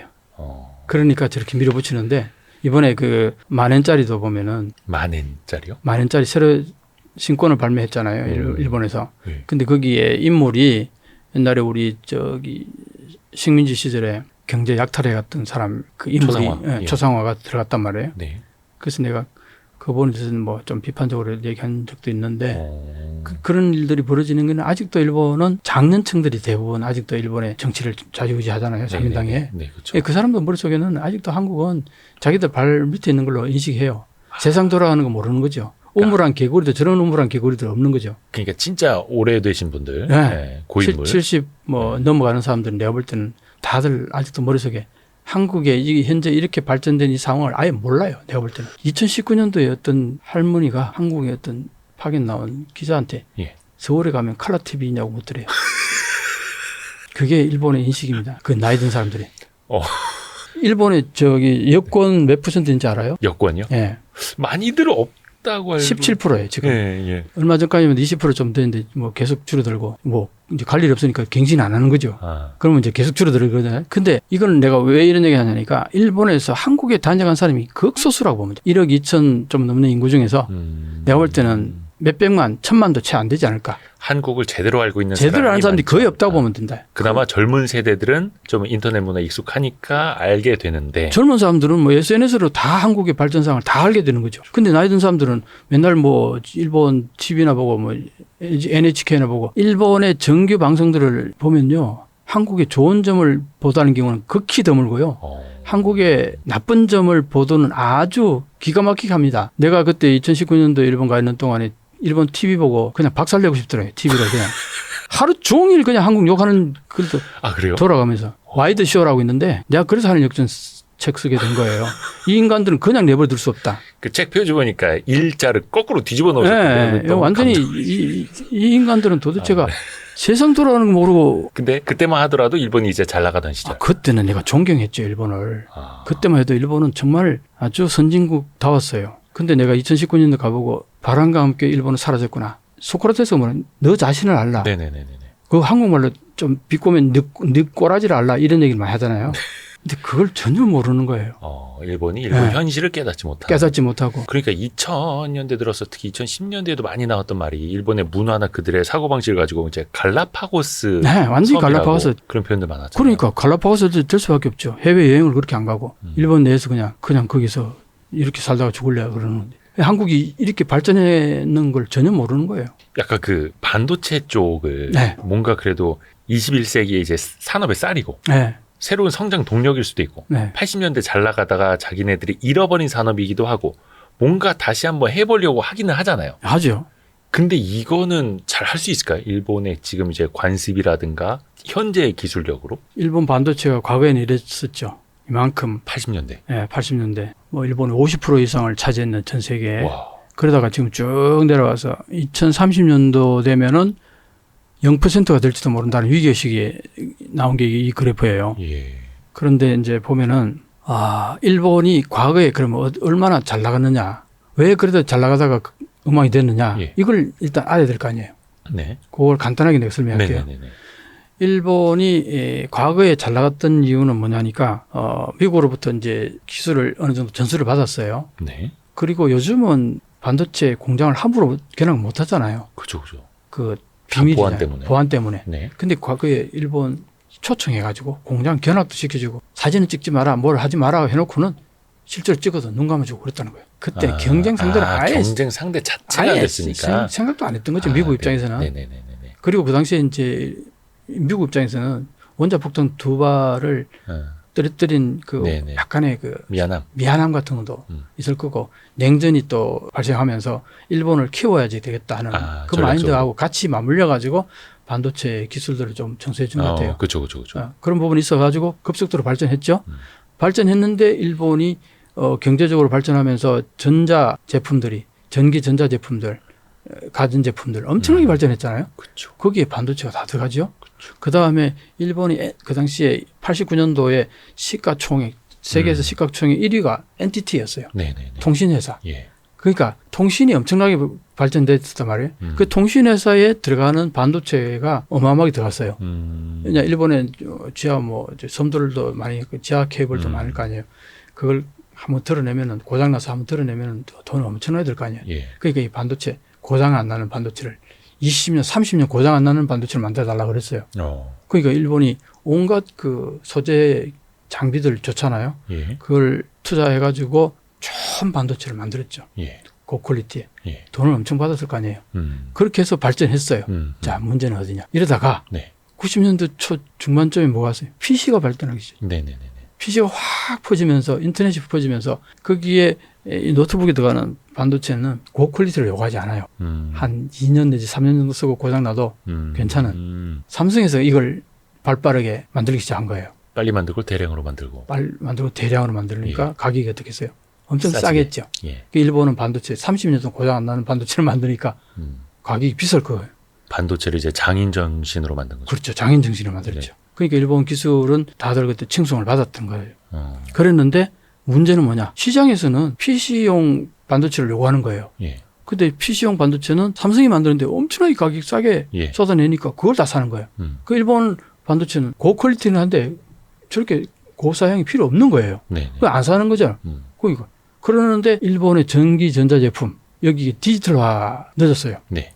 이 소위 일본 말로 기리가이가 잘 안 된 거예요. 근데 한국에 어디 삼성이나 LG 전자 제품들이 디지털화하면서 그렇죠. 고퀄리티로 넘어간 거 아니에요. 네네네. 수요도 많아지고. 수요도 많아지고. 그러니까 일본의 전자상가가 확 무너지기 시작. 옛날에 유학할 때 전자상가 불야성이었는데 어마어마했는데 정말 진짜 어마어마했어요. 예.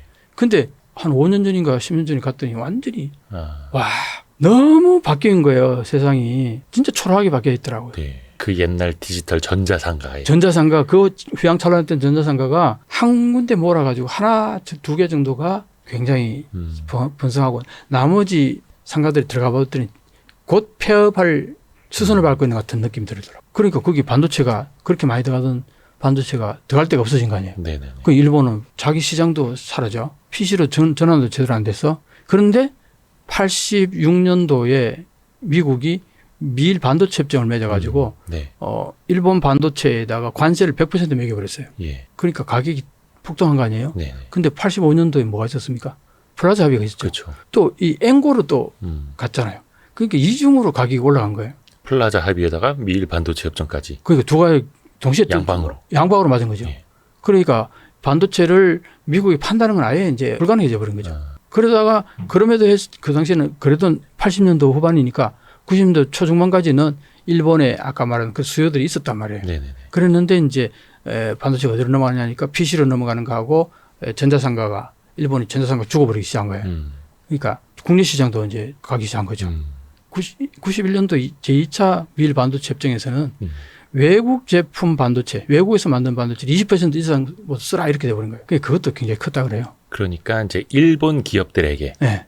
외국 반도체를 의무적으로 특정 비중을 사서 써라. 그렇죠. 네. 그게 미국이 강요한 거죠. 예. 거기에는 삼성도 혜택을 받을 거 아니겠어요? 그렇죠. 미국 기업도 혜택을 보고 네. 예, 거기에 또 그러니까 한국 기업도. 미국이 그 당시에 이제 견제와 균형을 한 거겠죠. 네. 삼성을 키워주고 일본을 좀 주저앉혀야겠다. 뭐 그런 마인드도 있었다고 봅니다. 그렇다고 얘기를 하고요. 그래서 어쨌든 여러 가지가 겹쳤잖아요. 방금 전에 얘기했듯이 요 그래프를 잠깐 살펴보면은 예. 기술에서 이기고 경영에서 패했다. 이런 얘기를 이제 일본에서 많이 하는데 네.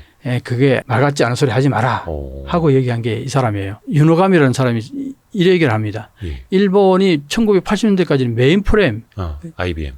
대형 이제 컴퓨터 같은데 예. 이런데 D램이 이제 여기에도 많이 쓰였는데 그때는 고품질이었다는 거죠. 아까 예. 얘기했듯이 장인 정신으로 만드는. 20년, 30년 동안 고생 안 나는 반도체를 만들어 달라. 네. 그래서 극한 기술과 고품질의 기술 문화가 형성됐을 때 그 주요에 맞춰서 제품을 만든 거예요. 그렇죠. 그러다 보니까 일본의 그 장인 정신까지 겹쳐지면서 기술자들이 무조건 고퀄리티 만드는 게 이게 이제 뭐랄까 DNA 내재화돼 버렸다는 거예요. 네네네. 90년대 있다 보니까 D램 용도가 PC로 바뀌어 버린 거예요. 예. 이 저비용 D램이 굉장히 저비용을 가지고 만들어야 되는 건데 이게 과잉 기술로 과잉 품질을 계속 만들었다 이 얘기예요. 아하. 일본의 기술자들이 그 뭐랄까 품질이 떨어지는 걸 만드는 거에 굉장히 그걸 저항감을 느낀다는 거예요. 네네네. 예, 지금까지 고퀄리티의 반도체를 만들다가 저퀄리티의 반도체를 만드는데 저항감이 굉장하다는 거예요. 이거는 좀 이상하지 않아요? 시장이 요구하는 대로 만들면 되는 거 아니에요? 네네네. 그렇죠. 근데 그걸 못 만들었다는 거예요. 거의 뭐 방망이 깎는 노인처럼. 네, 그래서 이 사람이 하는 얘기가 일본의 기술력이 뛰어난 게 아니라 기술력이 떨어진다 이거. 왜? 시장이 원하는 거. 시장이 원하는 제품을 못 만드는데 기술력이 없다는 거예요. 그 얘기를 하는 거예요. 이렇게. 예. 그게 왜냐? 과잉 기술로 과잉 품질을 계속 만드는 이게 중병화됐다는 거예요. 이게. 그래가지고 2000년대 들어서 제품이 변해도 병은 낫지 않아. 계속 이 제품의 시장 경쟁력이 사라져 버린 거예요.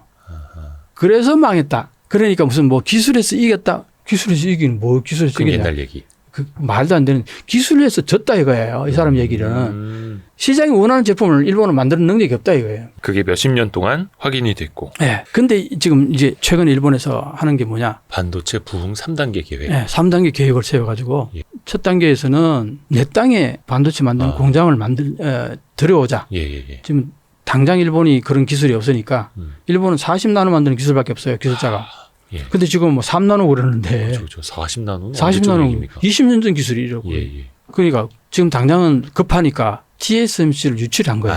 일단 1급 그 공장을 일단 일본에다 유치를 하자. 미국이 지금 그러고 있잖아요. 예. 그 미국 하는 것을 상당히 내가 볼 때는 벤치마킹 한 게 아닌가 싶은 생각도 드는데 어쨌든 그래서 TSMC를 이제 유치를 했는데 TSMC 처음에 왜 일본에 가냐. 거기 뭐 그 지진도 많은데. 지진도 많고 여러 가지 조건이 안 좋다. 예. 안 간다. 예. 그랬더니 제발 와달라 하면서 보조금을 주겠다.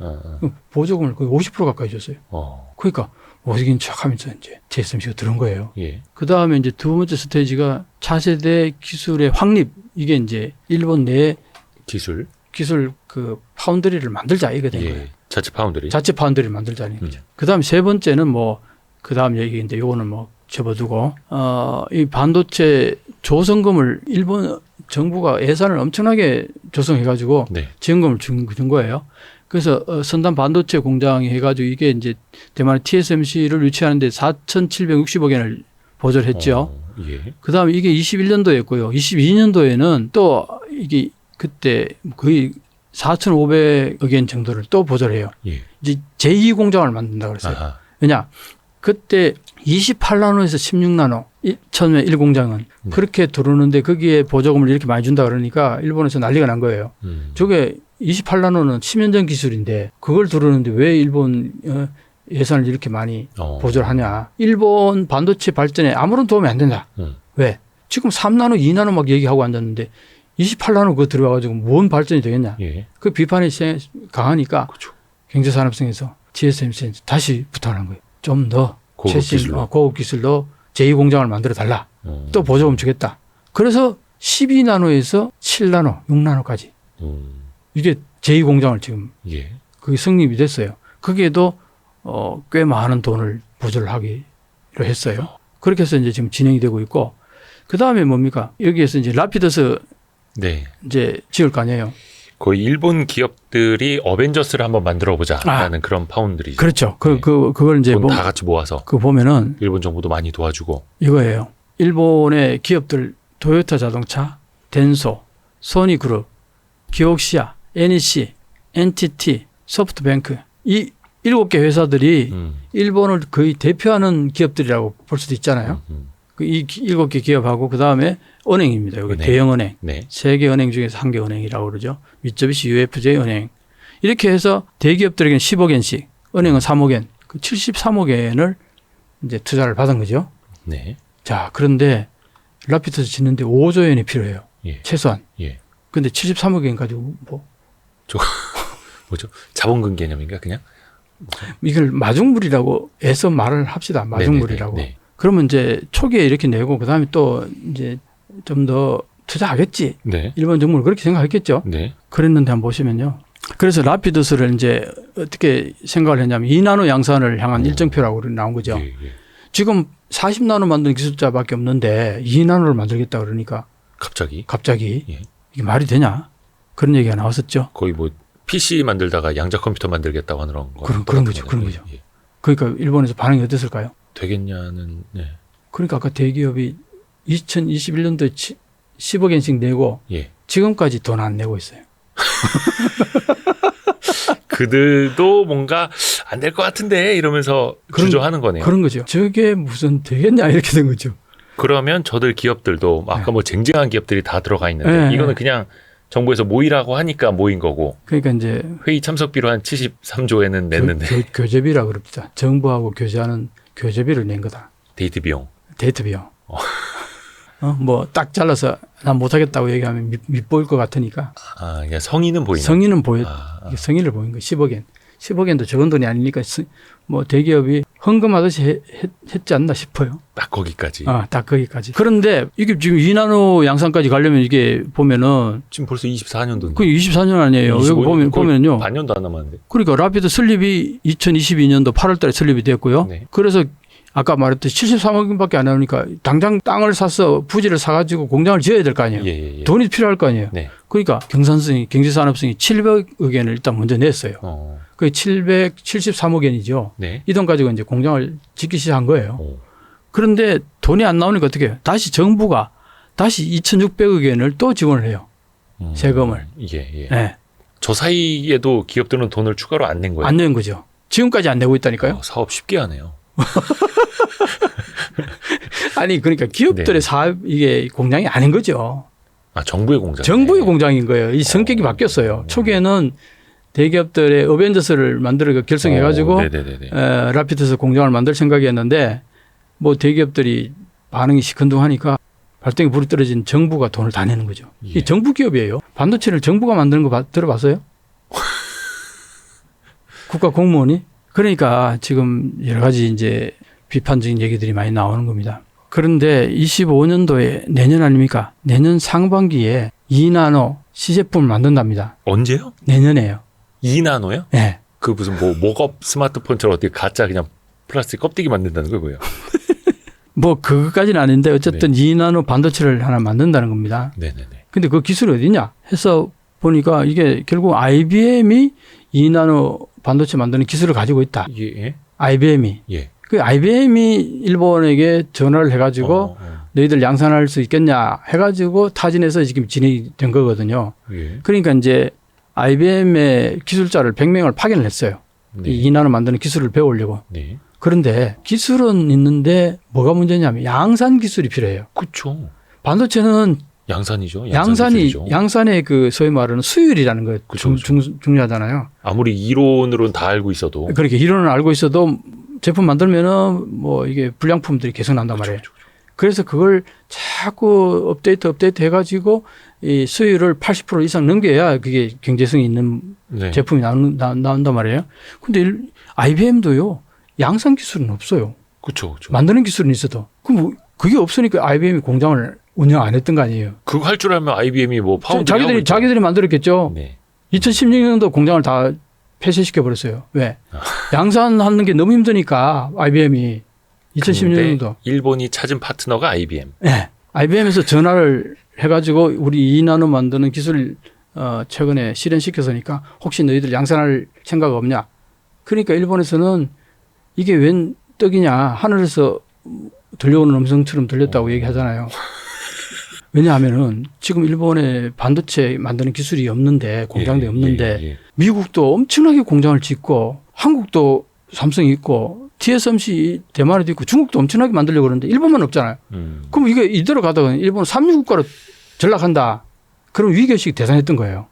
히가시 데츠로라는 이 지금 회장이 그 오랫동안 일본에서 반도체 이제 그 종사했던 사람이다 보니까 예. 이 사람이 이제 경제산업성에다가 전화하고 아까 그 대기업들에도 다 전화하고 해가지고 이거 만들어야 된다 하고 이제 종용을 했겠죠. 정부는 이제 이 중요하니까 일단 나섰고 대기업들은 10억엔 정도 내고 안 될 것 같은데? 안 될 것 같은데? 그러니까 민간의 머리가 좀 빨리 돌아가는 거고. 민간은 자기 돈이고 정부는 세금이잖아요. 아. 세금은 잘못돼도 책임 아무도 안 져요. 그러네요. 지금까지 그래왔어요. 그 무책임의 아주 극치라 그래요. 이걸 보고. 일본이 그동안 반도체에 정부가 개입한 게 많은데 전부 다 실패했어요. 대부분 다. 이게 약간 우리가 그 중국의 반도체 굴기 이야기할 때 칭화유니 그룹 이야기 많이 네, 하잖아요. 네, 그것도 이제 뭐 엎어졌는데 네. 또 거기는 뭐 엄청나게 많은 또 반도체 기업들 뭐 하고는 있는데 딱 그 일본판일 수 있겠네요. 중국보다도 훨씬 나는 못하다고 봐요. 중국은 엎어지면 또 주고 엎어지면 또 주고 막 그 무한 정부가 워낙 강한 의지를 갖고 있으니까 예. 이거는 반드시 성공시켜야 된다는 의지가 엄청나게 강하잖아요. 중국은. 네. 그거는 패권의 개념으로 바라보고 있어요. 그렇죠. 근데 일본은 그 정도는 아니란 말이에요. 일본도 이제 국가 발전에 있어서 이거는 반드시 필요하다고 보니까 정부가 앞장서서 하는데 문제는 대기업들이 전부 회직이라는 거예요. 이 사업 자체에 대해서. 그럼 정부가 계속 돈을 내야 될 거 아니에요. 앞으로 5조 엔을 내야 되는데 그때 경제산업성 2,600억 원 돈을 내면서 뭐라 그런지 알아요? 더 이상 이제 우리도 돈 없어. 돈 없어. 지원 못 해. 네. 알아서 해. 그랬는데 히가시 대치로 뭔 소리냐. 앞으로 돈 못 내면 지금까지 투자한 돈 전부 휴지조각 된다. 그렇죠. 매몰 비용. 그 아무것도 의미가 없잖아요. 그냥 먼지가 돼버린다. 이렇게 하니까 이제 정부가 울며 겨자 먹기 식으로 이제 돈을 낼 거예요. 물린 거네요. 물린 거죠. 제대로 물린 거죠. 그럼 여기서부터 어떻게 해야 돼요? 그 앞으로 이제 지켜봐야지. 이제 어떻게 하나. 뭐 우리가 뭐 일본 걱정하는 건 아닙니다만. 그러니까 이런 문제가 이제 그래서 2나노 반도체를 이제 2027년도에 양산하겠다 그러는데 내년 정도 되면은 삼성이나 TSMC에서 2나노 만들 거라고 얘기를 해요. 네. 그럼 벌써 한 2년 정도 뒤쳐진 거 이미 아니에요? 뒤처지는 이미 건데. 2년 뒤쳐지는 거 아니에요? 이런 얘기도 이제 나오는 거죠. 그럼 래피더스는 그러면은 그 2나노를 만들어서 삼성이나 TSMC하고 경쟁하겠다는 거냐? 아니라는 거예요. 그러면요? 삼성하고 TSMC하고는 절대 경쟁 안 한다. 우리는 틈새 시장. 시장을 노린다. 그 틈새 시장이 뭐냐 했더니 그 AI. 예. AI 반도체. AI는 지금 이제 막 생겨나는 거잖아요. 예. 그 AI 하기 위해서 반도체가 필요할 거 아니에요. 네, 그렇죠. 당연히 필요하죠. 네. 그런데 이제 AI가 지금 대부분 다 보면은 뭐 스타트업 기업들이 대부분일 거 아니에요. 많죠. 예. 그 기업들이 지금 반도체를 대량 양산할 건 아니잖아요. 처음에 조금씩 소량으로 그렇죠. 해볼 거 아니에요. 그죠? 예. 그래가지고 그게 이제 잘 됐을 경우에 대량으로 주문한다든가. 소량으로 일단 만들어야 되는 거예요. 예. 그걸 래피드에서 하겠다는 거예요. 옛날에 엔비디아 거를 네. TSMC가 처음에 만들어줬듯이 그런 맥락이라고 보면 되는 거죠. 그 초기 단계에서는 지금 뭐 애플이라든가 퀄컴이라든가 대형 그 컨서머들은 TSMC로 거의 그쵸, 다 갔잖아요. 그러니까 TSMC는 이미 거대 고객이 이미 확보된 상태에서 공장을 돌리는 거잖아요. 네네. 운영하는데 일본은 그게 없단 말이에요. 그러니까 어떻게 하냐. 틈새 기업들. 스타트업들은 우리한테 오세요. 스타트업들은 우리한테 오세요. 특히 AI는 우리한테 오세요. 왜? 우리는 빨리 만들어 드리겠습니다. 이거예요. 소량으로 빨리 만들어 드리겠습니다. 네네. 그러니까 AI하고 딱 맞죠. 예. 그래가지고 일본의 래피더스의 직원들이 실리콘밸리 가가지고 사무실 하나 차려가지고 고객 유치를 하고 있답니다. AI 스타트업 기업들하고. 아직 공장도 없는데 벌써 현지 영업부터. 현지 영업부터 하는 거죠. 너네 기술 다 만들어질 때쯤 우리도 공장을 만들고 있을 거야. 그렇죠. 그때 그렇게 와서 해서 좀 고객을 유치하고 있는 거죠. 계획은 있네요. 그러니까 네. 최근에 그 계획이 나왔어요. 작년까지만 해도 도대체 컨슈머가 있냐, 반도체를 누가 만들어달라고 니들한테 부탁할 것 같아, 이런 얘기가 비판적으로 엄청 나왔었죠. 근데 어떻게 여기 매칭을 좀 한 것 같아요. 그래서 AI 스타트업 하는 그 기업들하고 매칭해서 보통 반도체는 6개월에서 1년 정도 걸린다는 거예요. 대량 생산 다 세팅하고 해가지고 하는데, 근데 여기에서는 3개월 만에 할 수 있다. 오더를 받아서 제품 건네주는 데까지 3개월 만에 끝내겠다. 이 공헌을 하고 있어요. 일단 계획은 있네. 일단 계획은. 그게 뭐 이렇게 반도체 만드는 게 뭐 어디 뭐 이렇게 쉬운 거는 아닙니다만. 2나노를 3개월 만에 만든다는 게 이게 지금 40나노 만드는 기술자밖에 없는 일본에서 그게 가능하냐 이거예요. 그러게요. 그러니까 요 그림을 잠깐 보면요. 네. 요걸 한번 설명을 해야 되는데, 과거에 일본이 수직 통합행위로 하다가 망했어요. 예. 그다음 수평 통합형하고 비교를 해서 이제 보면은 반도체 제조사가 기획을 하고 설계를 하고 전공정, 후공정, 완성품까지 만드는 게 일본의 과거에 전기 전자 종합 상사가 다 자기 회사 내에 반도체 만드는 공장이 있었잖아요. 네. 거기에서 이걸 다 한 거예요. 그랬는데 세계는 어떻게 흘러갔냐 하니까 기획 설계 단계에서 이거는 팹리스에서 설계를 하고 이게 주로 미국이잖아요. 그죠? 네. 팹리스는 주로 미국에서다. 그다음에 이게 파운드리는 이제 TSMC에서 네, 대만. 전공정 여기 이제 반도체 칩을 만드는 거잖아요. 칩을 만들어 놓으면 후공정은 이제 또 그걸 쌓고 연결하고 이런 것도 후공정이란 말이에요. 네, 이건 또 다른 데서 해요. 그렇죠. 그러니까 이게 완전히 전문화된 분업화가 된 거예요. 네. 이게 이제 전 세계 흐름이었는데 예, 일본은 10개 전기전자 종합 상사가 예. 회사마다 다 이걸 풀로 만드니까 아. 경쟁력이 생기겠어요. 규모의 경제에 있어서는 압도적으로 불리한 거예요. 구멍가게가 돼버린 거예요. 이 세계 흐름에 비교하면 네네네. 구멍가게가 돼버린 거예요. 그러니까 이게 이 완성품 자체가 경쟁력이 없죠. 가격이 비싸거나. 근데 라피더스도 어떻게 비슷하게 하겠다는 라피도스는 게 과거처럼? 과거 수직 통합이랑 똑같은 거예요. 아, 그래서 이게 과연 이게 되겠느냐? 되겠느냐 이런 얘기가 이제 나오는 거죠. 전공정 하나만 하기도 힘들고 팹리스만 하기도 힘들고 후공정만 잘하기도 힘든데. 그러니까 이거 하나하나 분업화해가지고 그 전문가들 달라붙어도 쉽지 않은데 그걸 전부 다 한 공장에서 다 하겠다는 거 아니에요. 그것도 3개월 만에 2나노 제품을 만들어서 뚝딱 넘겨주겠다. 이게 가능하냐? 이야, 신기합니다. 그게 가능하면 이제 다른 나라들도 다 우리도 하겠습니다. 하겠죠. 아주 그렇게 되면은 전 세계가 다 반도체 공장 만들려고 달라들 거예요. 일본도 40나노 만드는 기술자밖에 없는데서도 2나노 반도체를 만들어내네? 우리도 하자. 아마 그렇게 나오지 않을까. 이게 그냥 우리가 단순히 견제하는 것도 아니고 뭐가 무서워서 그러는 것도 아니고 이제 합리적인 근거를 놓고 이렇게 비교를 해보면 얼마나 이게 또 허황된 건가. 실제 또 그 행동이 일본의 대기업들에게서 또 보이고 있는 거고요. 제가 이렇게 예. 딱 팩트를 가지고 설명하잖아요. 네, 이게 일본을 비판하는 게 아니잖아요. 예, 분석하는 거지. 예. 있는 그대로. 그리고 일본에서 이렇게 비판하는 사람들이 전부 일본 전문가들이 다 이렇게 비판해요. 이 문제가 있다고. 아, 제가 그 사람들의 글을 보고 전달하는 거예요. 일본 내부에서도 나오고 있는 지적들. 일본 내부에서 나오는 내가 일본 세금 문건들을 다 보고서 이렇게 얘기하는 거지. 내가 무슨 전문가도 아니고. 아이고, 예. 글을 보고 분석하는 거는 그거는 내가 박사거든요. 그러니까 충분히 가능하죠. 오늘 우리 이명찬 박사님 처음 모셨는데 예. 진짜 정말로 재밌게 많이 빨려 들어가면서 들었습니다. 앞으로도 종종 예. 또 일본 쪽에서 전해지는 이야기들 또 계속 세상은 변하니까요. 계속 변화가죠. 네네. 해서 예. 오늘 뭐 일본의 통화 정책부터 뭐 금리, 실생활, 관광, 여행 수지 뭐 정말 다양하게 이야기 들었습니다. 예. 많이 배웠습니다, 박사님. 다음에 또 한번 모시도록 하겠습니다. 예. 박사님. 아유, 장시간 너무 고맙습니다. 예, 감사합니다. 고생하셨습니다. 예. 고생하셨습니다. 한 가지 확실한 건 남들보다 항상 빨리 봤던 것 같아요. 예. 변압기도 지금까지 6배 이상 올랐고 방산주 제가 최초였었잖아요. 네. 지금도 오르고 있잖아요. 다 신고가잖아요. 결국은 갈 종목들은 다 갔어요. 쉽게 설명할 수 있다는 얘기는 거기에 대한 기본 원리나 틀을 다 알고 있다는 얘기가 되는 거니까 보여요. 그게 진짜 인사이트는